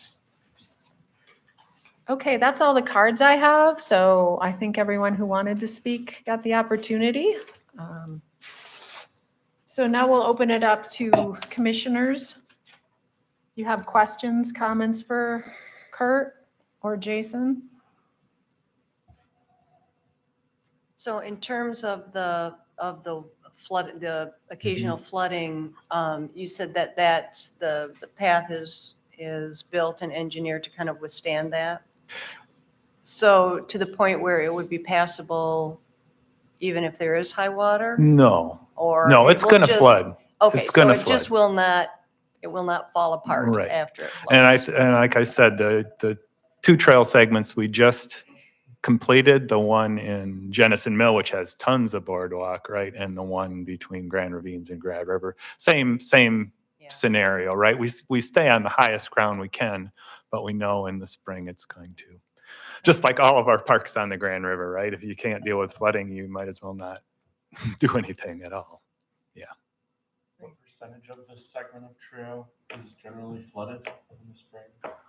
Oh, well, it's the area that goes through our park primarily. So, you know, a third of it. Third of it. Yeah, and the park floods regularly. Yeah, I mean, it's the same thing, right? If it's flooded, the parking lot will be flooded, just like it is. That's the way it is. And on the flooding part, I want to clarify, since we engineered it in 2020, when we were going through a CAP grant, it did have to have heavier boardwalk that was ambulance rated. It will be rated for a truck now because we don't have to follow the federal standards. And there's we have an EGLE permit, and we were able to reduce the amount of boardwalk for that permit from our original proposals. So I just wanted to mention that we have 200 feet of boardwalk now total, which is far less than we originally planned on because we were able to follow existing trails that were already impacted. So EGLE would rather it's less of an impact actually to, in some cases, to put a paved trail than to build boardwalk, which can be pretty expensive. Other questions? Go ahead, Paul. Yeah. You want to go? Go ahead. Oh, no. Yeah, all right. So either end of this segment, those are still future phases of the trail. Correct. The western end, right, we're working on all the Bass River segments, so those would come and connect in Eastmanville Bayou. Yeah, the end of this project, there's more of 60th Avenue until you get to M45, so we're in the early planning stages of that to go down to M45 and actually south. And remind me, maybe you said it, but why the timing for this segment in particular now? Well, it works well because we knew we wanted the construction to be in 2025 to kind of coordinate with some of this other work that's being done there. And then, but that works with the grant because it takes, if we get successful with this grant, it's going to be about till then where we could actually get the funds to help with it. Looking at the aerial photos and through Allendale on the southern end there, it looks like they have sidewalks. They have sidewalk. Yep.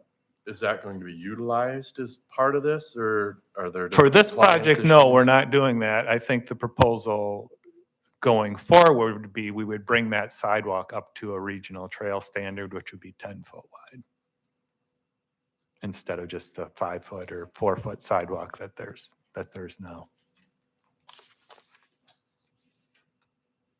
How many iterations of the trail design have been developed over time? For this section, you know, it varies because, as the gentleman said, I approached him to see if we could get an easement to, because lots of times there's, oh, the trail would be nicer, we can get around a tree or something like that. And some people have said, yeah, I will do that. So it's just a better trail experience. If people say no, then we say, okay, fine, we'll just use the right of way, like you said, use the right of way and not use private property in those areas. That's my flurry for now. Okay. Lucas, did you have something, or Bruce, did I miss? Okay. Good for the moment. Thank you. The first gentleman that spoke about flooding, is that flooding on 61st, or it's only right along the river? Generally, I'm not. It's along the river. Just along the river, okay. I Yeah, just wanna make sure I was 61st, understanding that. 61st, the part that actually people have houses on is quite high. And Okay. then this right of way that is not used or not officially used goes down quite a bit down to the riverfront. And that's where the flooding is. Okay, thank you. One clarification on that. It is used as a water, it is public water on that right of way, so it is a public water. Yeah, I guess that's right. And Yeah. so there's actually manholes and stuff down it. That's why they still keep the right of way. it crosses to Coopersville. They've got a redundant water at 68 now. Okay, thank you. Yeah, go ahead, Allison. Sounds like there's been a lot of dialogue back and forth potentially with a couple of the people that spoke today on 61st. And I guess I haven't driven that, but I've heard of people I know that have been on the property, and the flooding stage has been a big concern that I've heard. And I'm also going to mention, like, it was brought up about the hunting, and that is a pretty big deal for a lot of, if it's your property, when you have a bike path that will potentially interrupt that, it's a pretty big change of, I feel like that's really invading on what their private property rights are. And so I do have concern there, and I just wondered are there any other routes that have been discussed? Are there any other possibilities in that area? Yeah, we looked at maybe that's what you were getting at, Paul. We looked at multiple routes, right? The route that was suggested on 68th Street is extremely difficult. You have to bridge Eastmanville Bayou to make that work. And so you're talking $1 million to $2 million we were figuring just for that. The right-of-way there on 68th is very odd. There's deep ditches. So there's all kinds of difficult problems to make that work. And you wouldn't provide access to our park, which is what we want, the natural features of our park. So yeah, we looked at multiple options, and this was determined to be the best. I would add one thing about that part of that township. Since we started doing this, there was actually a property we once tried to buy from the Seatsville family over just to the east side of Lincoln. That was subdivided into 50 lots because the Allendale has a ag zoning that's one acre per lot versus like Polkton Township has 1 acre per, one lot per 40 acres in their ag. So there's a lot of potential development and a lot of development that's happening there that could change the character of typical rural uses that are already there. Not our policy thing, but I guess I would just mention that some of the character of that area is already changing, not because of what we're doing, but because of just the township zoning policy.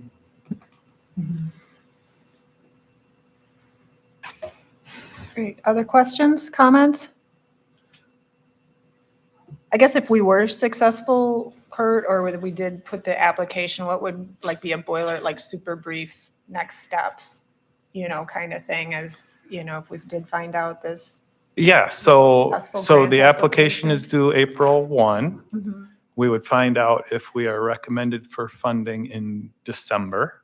Okay, And then if you are recommended for funding, typically funds are available the next July or Summer. August, depending on when the legislature acts Mhm. to appropriate those funds.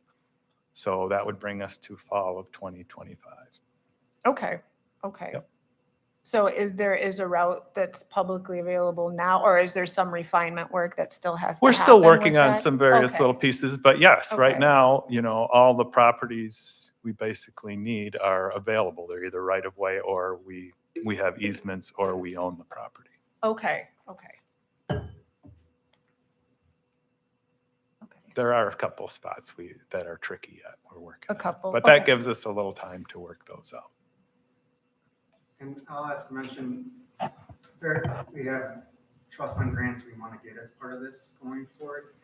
We have the funding in place to do this, whether or not we get this grant. This just seemed like a competitive, like a right spot to apply for a grant. We didn't have other grants that we needed, and we think we'll score well.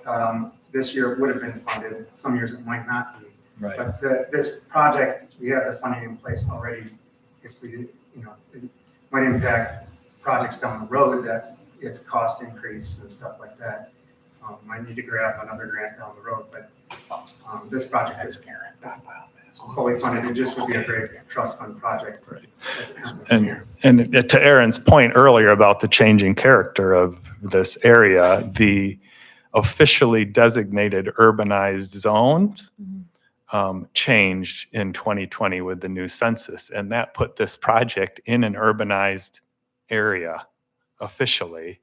And that is one of the criteria that they use to score the grants. So we theoretically have a better chance to score higher because of that. Not theoretically, we will get more points because it is now in a urbanized zone. Okay, great. Yeah, Lucas? Oh, sorry, Roger, you're No, next. go ahead, Lucas. Yeah. Could you refresh my memory on what's the mileage for the Explorers Trail? How long is It's about, it's 36 and a half, Aaron knows these off the top of 36 this, 36 and a half for full through Ottawa County, and about 45 if you go into downtown Grand Rapids. And that's been in, I'm sorry, go ahead. Oh, no, go ahead. Oh, it's been envisioned since when was the vision for the? Oh, it was trail? when the Greenway was started, so Just one of the 30 first. years ago. 30 years ago? Yeah. There was Okay. an article from one of the properties that Eastmanville was donated in the 90s by Gene Mal Carroll. And in the article, it mentions it was donated to be one day part of the trail. I also mentioned a couple other things about the trail usage with it being in pieces. I agree that some sections of the trail aren't heavily used yet. The Robinson Township segment, we connected to Grand Haven, that will change it. We know the Jennison Mill section is pretty heavily used. We have traffic counters that help support it. And I'll say overall, our parks, we have in 2021, we got 900,000 vehicle visits to our park system. Grand Ravines is our most popular park in a growing area of the county, over 200,000 visits. And of course, during the pandemic, our visits went up 30% from 2019 to 2021. Okay, yep, Roger, go ahead. Just a comment, Aaron, when you give us feedback, would you mind coming to the podium? yeah. Only because this is on YouTube, is that right? Oh, yeah. Yes. Okay, Thank you. Thank you for the okay, comment. because otherwise on the other end, it's just Point. no Yeah. noise, Fair point. no speaking. No, that's good, because I was concerned that people, I'm like, well, they can hear them up there, but YouTube, that's correct. Good clarification. I just had one other thing too. I do have a concern about much of this trail being underwater for a good part of the springtime. And I don't know long-term what the funders are going to say about that, because it seems like, that's going to deteriorate our infrastructure a little bit quicker than, a normal, above flood level, I guess. And it's roughly 30%. So, and I understand all the different potentials of running it down other corridors. So, it's kind of a difficult situation for me to be in favor of. Since I to come to the podium, I would mention good example. Well, for one, I think the funders for the Grand River Greenway, where we raised $7 million in private funding for this project. That was a pretty well-known fact, and they're building trails in Grand Rapids, the same thing that where it's known it will be flooded. The trust fund recreational trails, they build paved recreational trails in many areas where they know it will be flooded. A good example for me though is Millennium Park, where they built 20 miles of paved trail along the river that gets heavily flooded just like our trails. I've been there in the spring. It gets incredible usage there in a spring, a nice May day. There's tons of people using it along the river. And that's why they build them in the floodplain. It's done all over. I've been to Nashville, Tennessee, where the Cumberland River floods much worse than Grand River. They have a huge greenway trail system. Other places like Houston are doing the same thing. So this is a pretty acceptable thing. I would say the maintenance, Kent County's had Millennium Park for that trail system's been there for a while. I agree, it probably deteriorates somewhat faster, but when I've been on the pavement in like the Granville section, would you agree, Kurt? The pavement's still in pretty good shape, and it's been there a while. Right. I mean, it's different than a typical road situation, right? You don't have heavy loads on there. We are using gravel high, and if you're familiar with this, high in crushed content, right? So that holds up much better in water than regular 22I gravel. Some things like that we do to make it more stable. But the main thing is it doesn't get heavy use, right? Walking, biking, occasional service vehicle. It's just not the same as running trucks on a road or something like that.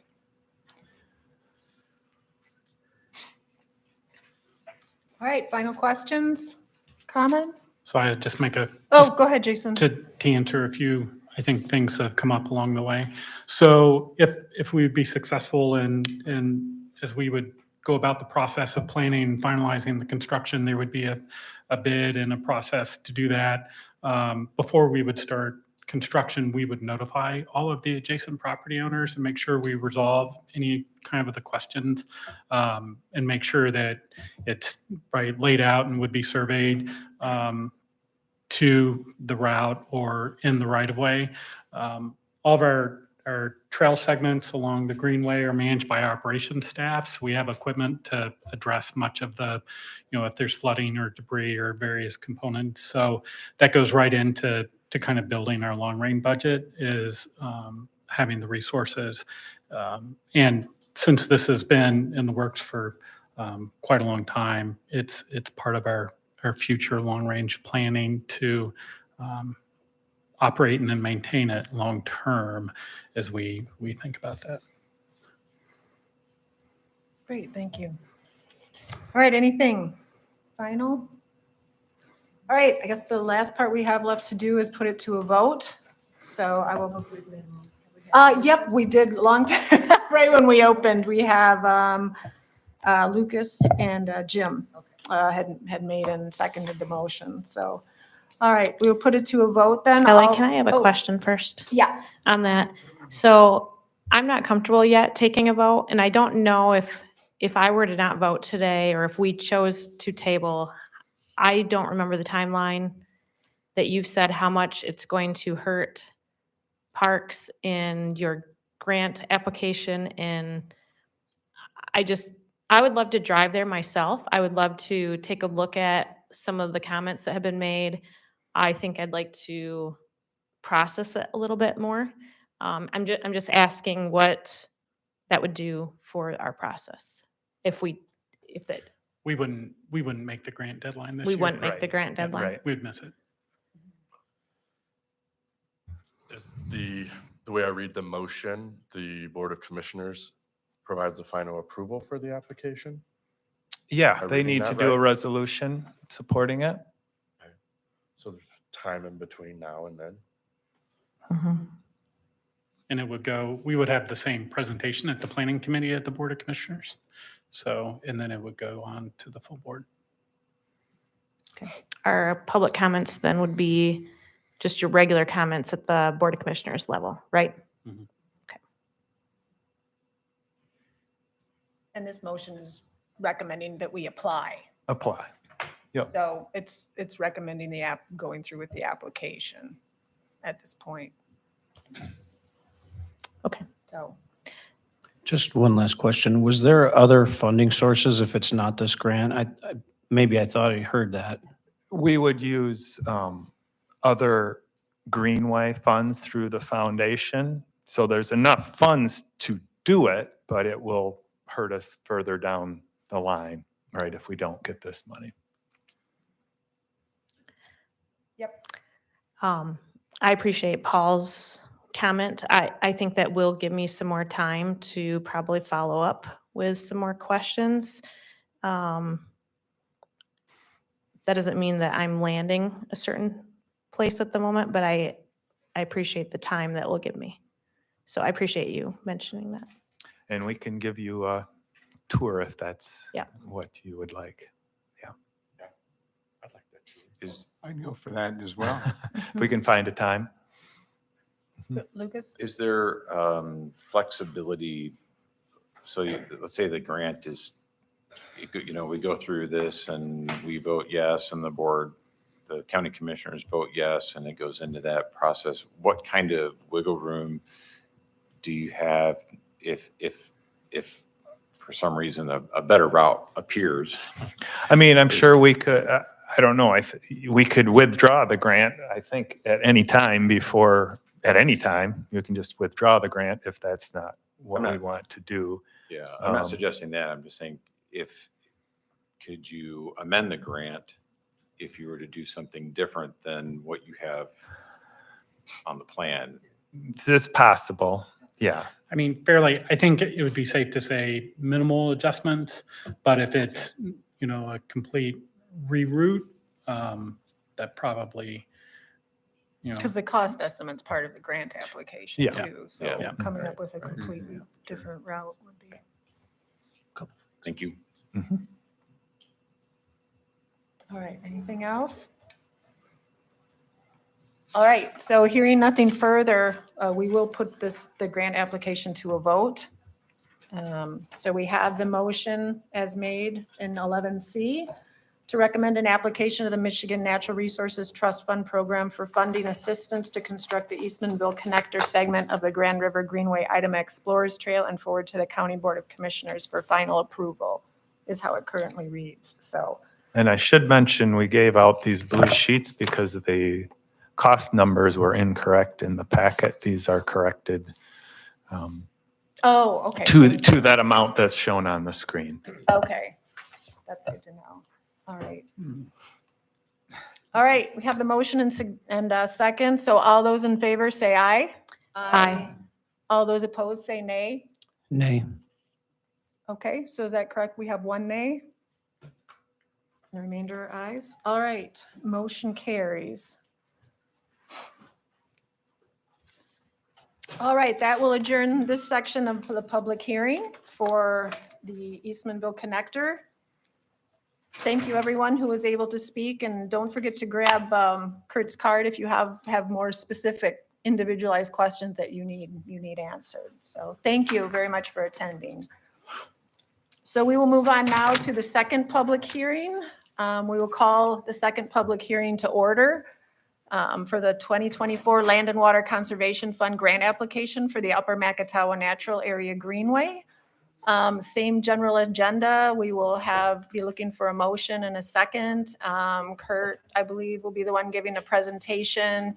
We will move to public comment, then move on to commissioner discussion and questions, vote, and then adjourn.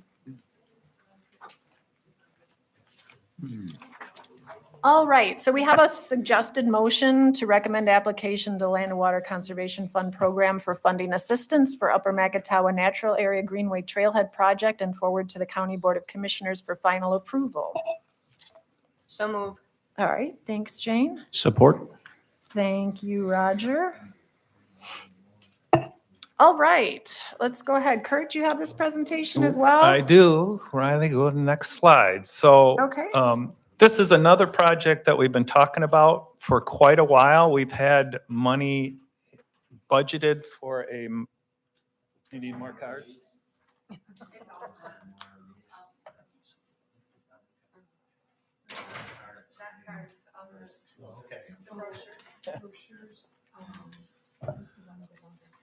Okay, one second. Should we just hold on here a little? Yeah, hold They're on one looking for more second. information. Okay. Are they just looking for this? Yeah, I could give up mine if somebody wants I a don't paper think that's that. I copy. think it was brochures. Yeah. Oh, parks brochures? Oh, okay. Were they able to get what they needed They're or gonna go wanted? down the park. Oh, Department okay, to be so able they to know how to get get, okay, great, okay, perfect. All right, go ahead. All right, so this project, we've talked about this for quite a while. We actually had money in our budget for a while for a modern restroom at this particular location. We have had, the other thing that's come up is this is a big mountain biking site, and we've had requests for changing rooms so that people can go before or after work, those kinds of issues. So we developed a project actually last year and submitted a grant, but were unsuccessful.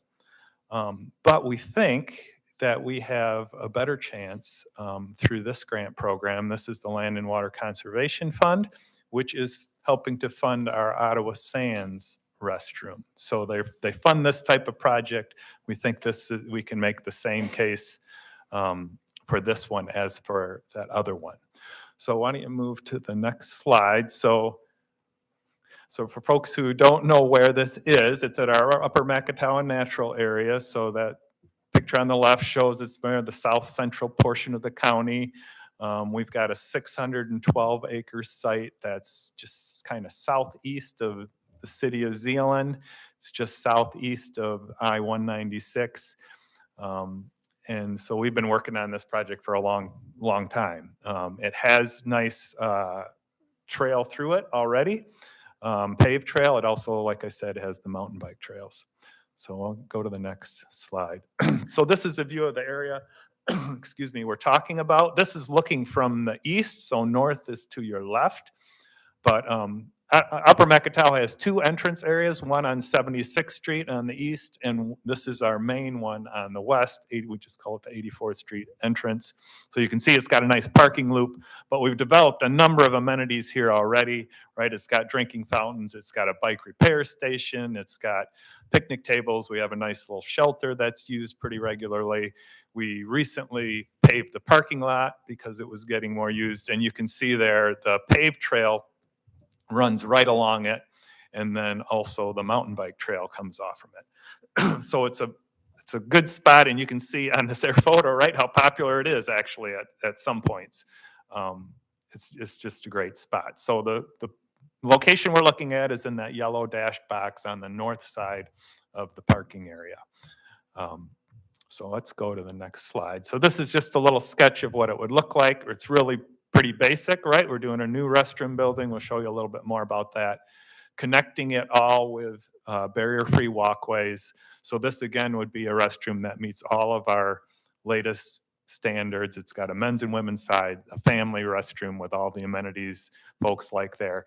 And then but the big thing it actually has two changing shower rooms for bikers to use. So here's the plan of that. Like I said, it's one men's and women's side. It's got the family restroom, a storage maintenance room, and then these two shower changing rooms.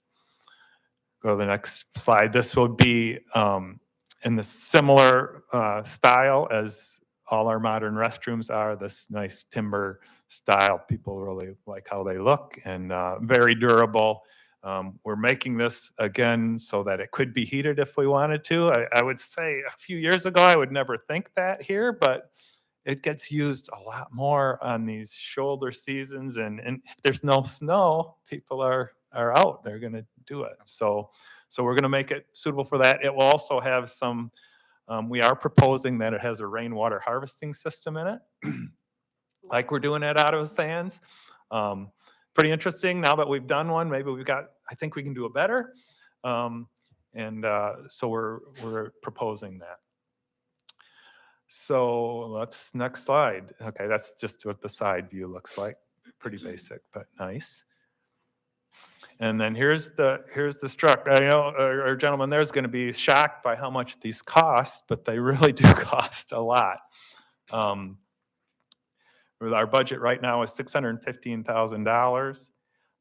But that includes all the earthwork and getting utilities there and all this kind of stuff. Design fees about $80,000. So we're at $695,000. This grant program you apply at 50%. So we apply for $347,500 to assist with this project. Now you may know this was kind of included in our overall Middle Macatawa project, right? So the stuff that's going on at Hawthorne Pond is moving ahead as we speak, and that will be a little bit ahead of schedule here. But again, if we get the grant, it only puts us off maybe 6 months or so. So we think it's worth seeking assistance for this project. So any questions or comments? Yeah, do we have, would you like to speak at public comment, sir? We can have the public comment section for this project. Okay, thank you. Thank you very much. Okay, so we'll go ahead to commissioner questions and comments. Quick question. Would would we consider heating it from the get-go? Yeah, right now it's set up to heat It is set up. It Okay, is set up. okay. We haven't figured out what type of system we would use to heat it, but I thought I heard yes. you say we could add that or whatever, but Yeah. we're thinking of doing it from the start. I think we are. That's the project is set up to do it from the start. So we would build it to to be able to Mm. heat it. And then depending on the use, the rustic toilets will stay. And, you know, if there isn't use, then we'll shut them down. But, Our experience at some of the other places, some of our other locations are that it's really busy in the colder later days of fall and the colder earlier days of spring. And if we can't have those open and available during those times, it does create an inconvenience for our users versus having it open year round would be something that we would consider later. You know, do we need it open in January and February, or do we just want it 10 months out of the year or 9 months out of the year? And that will all be based on usage, I think. And again, and like Jason said, we have that flexibility if we keep the latrine there, because if those are closed down, we still have a facility where someone can use the restroom. Other questions? Roger, do you have something? Just a comment that it was 61 degrees today, according to my Yeah, my right. car. Yeah, right. It was And probably used. I mean, there are people out there today, I'm sure. yep. they correct me if I'm wrong, they do fat tire biking here in the winter.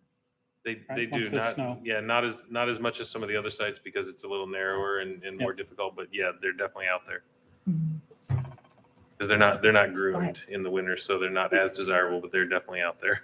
There's no canopy over where the proposed building is. Is there like a potential for like solar kind of energy kind of thing? or- We've talked about some of that stuff, whether it, really makes economic sense for a situation like this. We'll have to evaluate that. And that parking lot does have the parking lot lights in that parking lot are solar currently. So we do already have some aspect of solar at that site. And this would include the rainwater harvesting Right. that then is used to flush the toilets. Even though we do have power out there because we run a well currently to get water. So that would be maintained and we'd use that for this building. Anything else? Other comments or questions? No? Okay. We'll go ahead and put this to a vote then. Just a reminder, the motion that was made is to recommend application of Land and Water Conservation Fund Program for funding assistance for the Upper Macatawa Natural Area Greenway Trailhead Project and forward to the County Board of Commissioners for final approval. So all those in favor say aye. Aye. All those opposed say nay. All right, motion carries. So that will adjourn this session of the public hearing for the Land and Water Conservation Fund grant. So we will jump back into our Parks Commission agenda. I believe we're on 11B, which is the Kirk Park Dog Beach Policy Amendment. And I think this went through Finance and Policy. If anybody would like to just go ahead and make the motion up front. So moved, Okay, thanks, Roger. as written, as As written? Yep, Okay, yep. okay, fantastic. Do we have a second? Support. Okay, thanks, Jane. I gotta find it on my, I know, me going too. That's what I'm backwards on my scrolling agenda through. here, so. Go ahead, do we just want a super quick description of what we talked about at Finance and Policy with this? Is that you, Jason? Okay, So for those of you that are around in 2020, we had to make a difficult decision then to alter the way we operated Kirk Dog Beach because of the loss of those south stairs to the high water and the limited size of the beach. And so we made the decision, instead of doing something as drastic as just saying we don't have a dog beach anymore, we changed it from having a dog beach section to having dog beach hours. And now, fast forward, the water has receded. We've rebuilt the steps. The beach is much, much larger. I think it's actually larger than it was even prior to this. And the feedback that we've gotten from our users over the past several years of having these dog beach hours is that they do not like the dog beach hours. They really liked it the way it used to be, with these separate designated dog beach that they could come to during any park open hours and have their dog off leash. So when this resolution was passed in 2020, we said that it would remain in effect until the board acted to rescind it, and that's what I'm asking you guys to do. Great. Any questions? Comments for Jason? All right, we'll just go ahead and put it to a vote. All those in favor say aye. Aye. All those opposed say nay. All right, motion carries. So we will jump ahead now to 11E. And this is an item that just came in recently and was reviewed by the executive committee. We did talk about this a bit.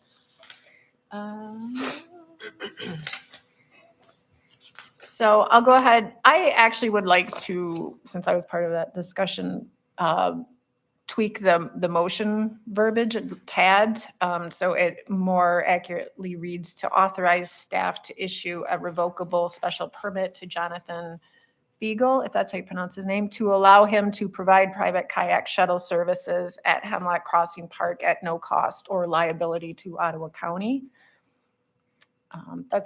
It's the same general intent, and then but I think it captures a little bit of what's maybe described in the summary of the request below. So, but go ahead.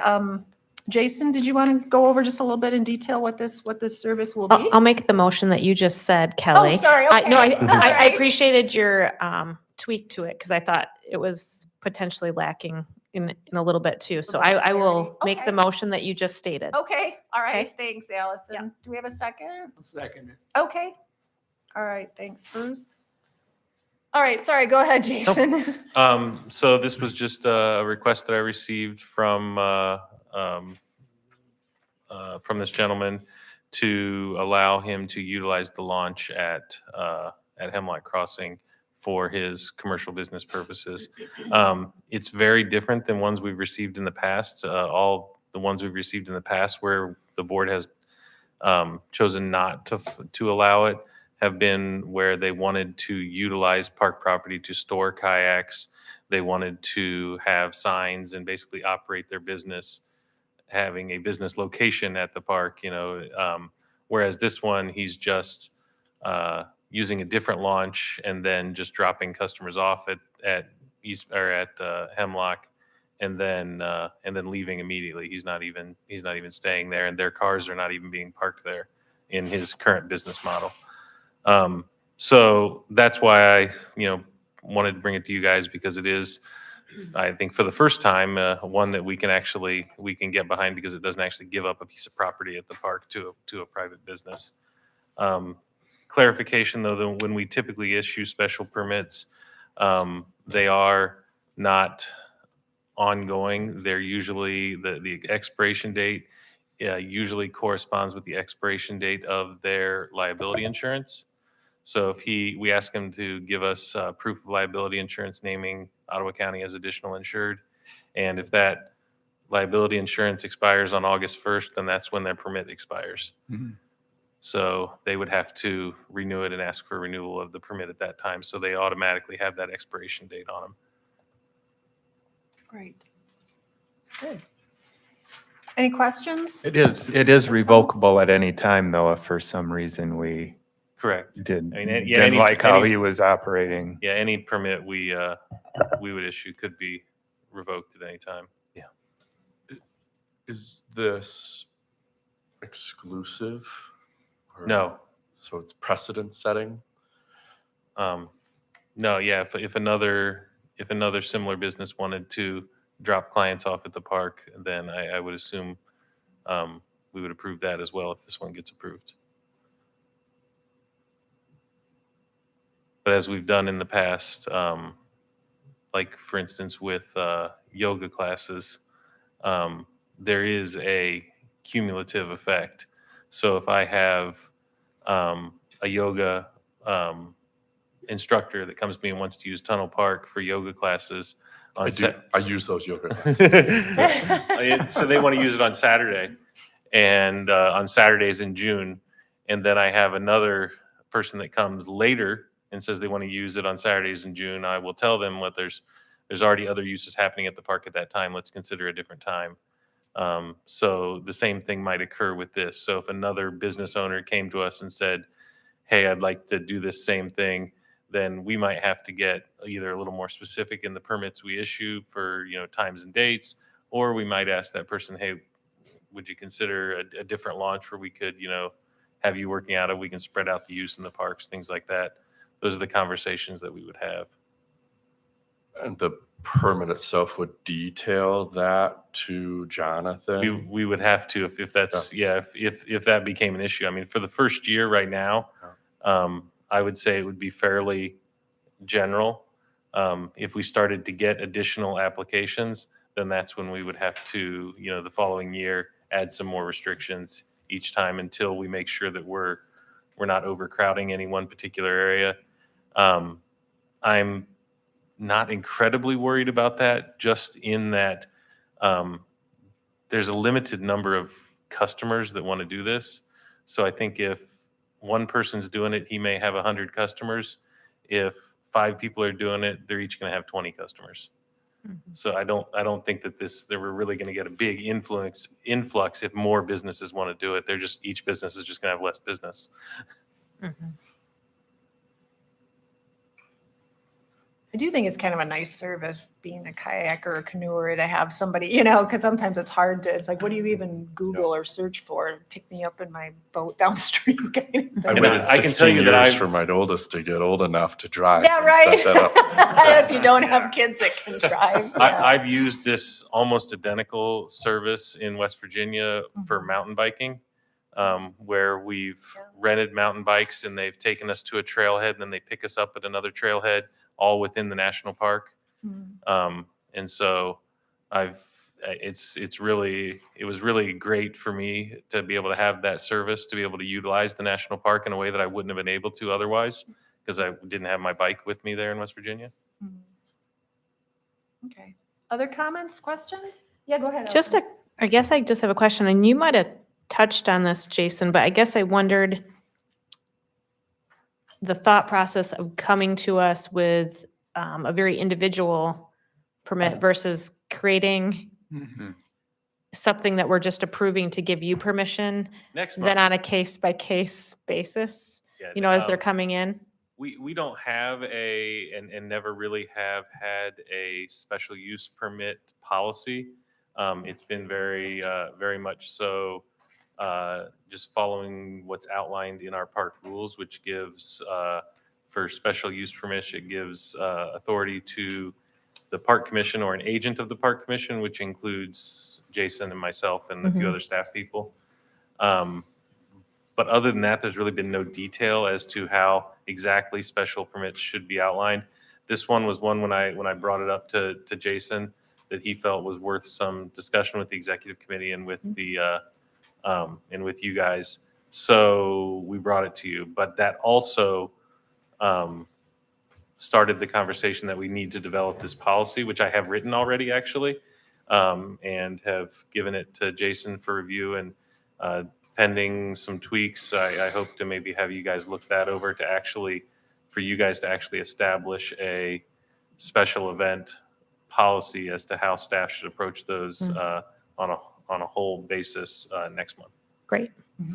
So we issue several different types. So we have photography, for commercial photography, we issue permits at no cost. There are various times where there might be collection or scientific studies that we'll authorize. And so utilizing our new software, we're trying to standardize the process, keep a one uniform record of all of them. Then we can track all the insurance. If it's a scientific survey, we'll automatically require that they recognize the Parks Commission, and then we receive a copy of the data. So yeah, this will, in special events, so different organizations or companies, I think our threshold is at 50. So we have a process where we authorize those internally. So all of that will be incorporated. And then we already have it kind of tagged as a discussion item for the Finance Committee in March. Sounds great. And I think that we'll have some good conversation at finance to kind of tweak that before it comes here. But one of the questions that Jason had presented me just a day or two ago was, at what point does a permit require it to come to the commission before staff just approves it and then tells the commission afterwards. Mhm. So I'm working on that threshold, but one of the things that I think is important in the one threshold I put in there is if we're issuing somebody a permit that allows them exclusive use of a section of the park that's not one of our reservable areas.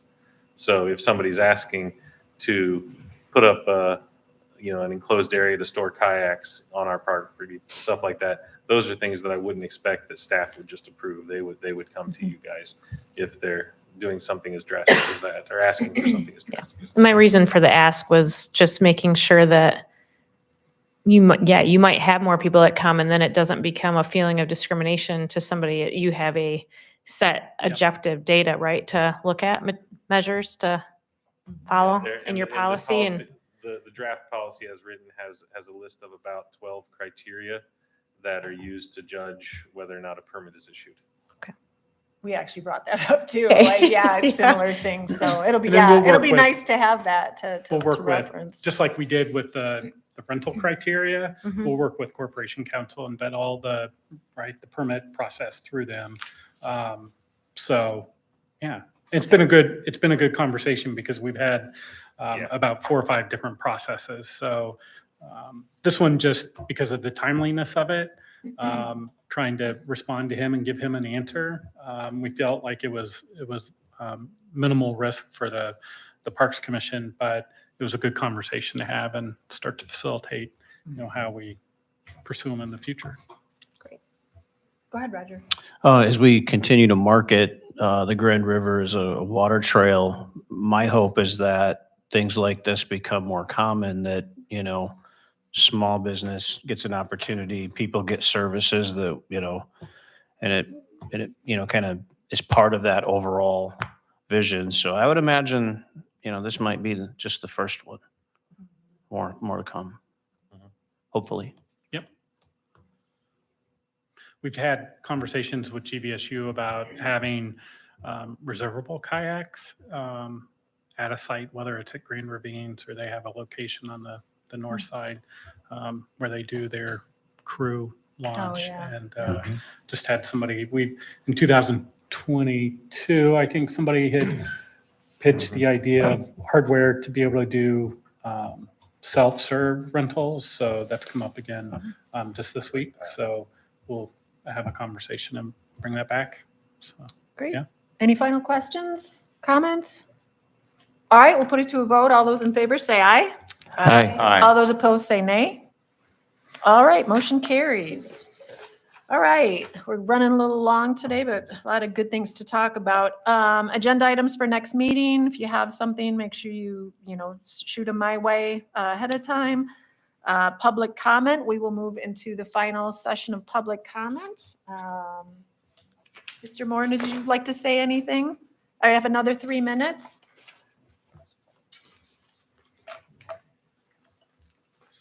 I would just like to say that, remember, when you do things, there's consequences. You might think you're helping everybody, but you can be taking away other people's rights. A gentleman buys land to hunt on, and now all of a sudden you run a driveway through it or a path through it, and now there's nothing there to hunt. You took away his rights, the purpose he bought that property for. I've lived in Allendale for 45 years. I've lived in Ottawa County for 55 years. Doesn't that mean anything? Thank you. Thank you. All right, we'll move on to Commissioner's prerogative. We'll start out with you, Lucas. Anything? No? Okay, Bruce? I don't think I have anything. Okay. Paul? Nope. Roger? Just a comment of how well organized the committees are, the packets, how everything comes together. Thank you. Always, everything's well prepared here. Thank you. Oh, great, good. Thanks. Jane? Nothing? Okay. Jim? Allison? not today. Okay, all right, we'll keep her moving then. We'll need a motion to move into closed session. We'll try to make it brief. I'll make that motion. Okay, Support? okay. Allison and Jane, all those wait, we do roll call, sorry. And we'll go ahead and close down the public portion of the meeting, move into closed session.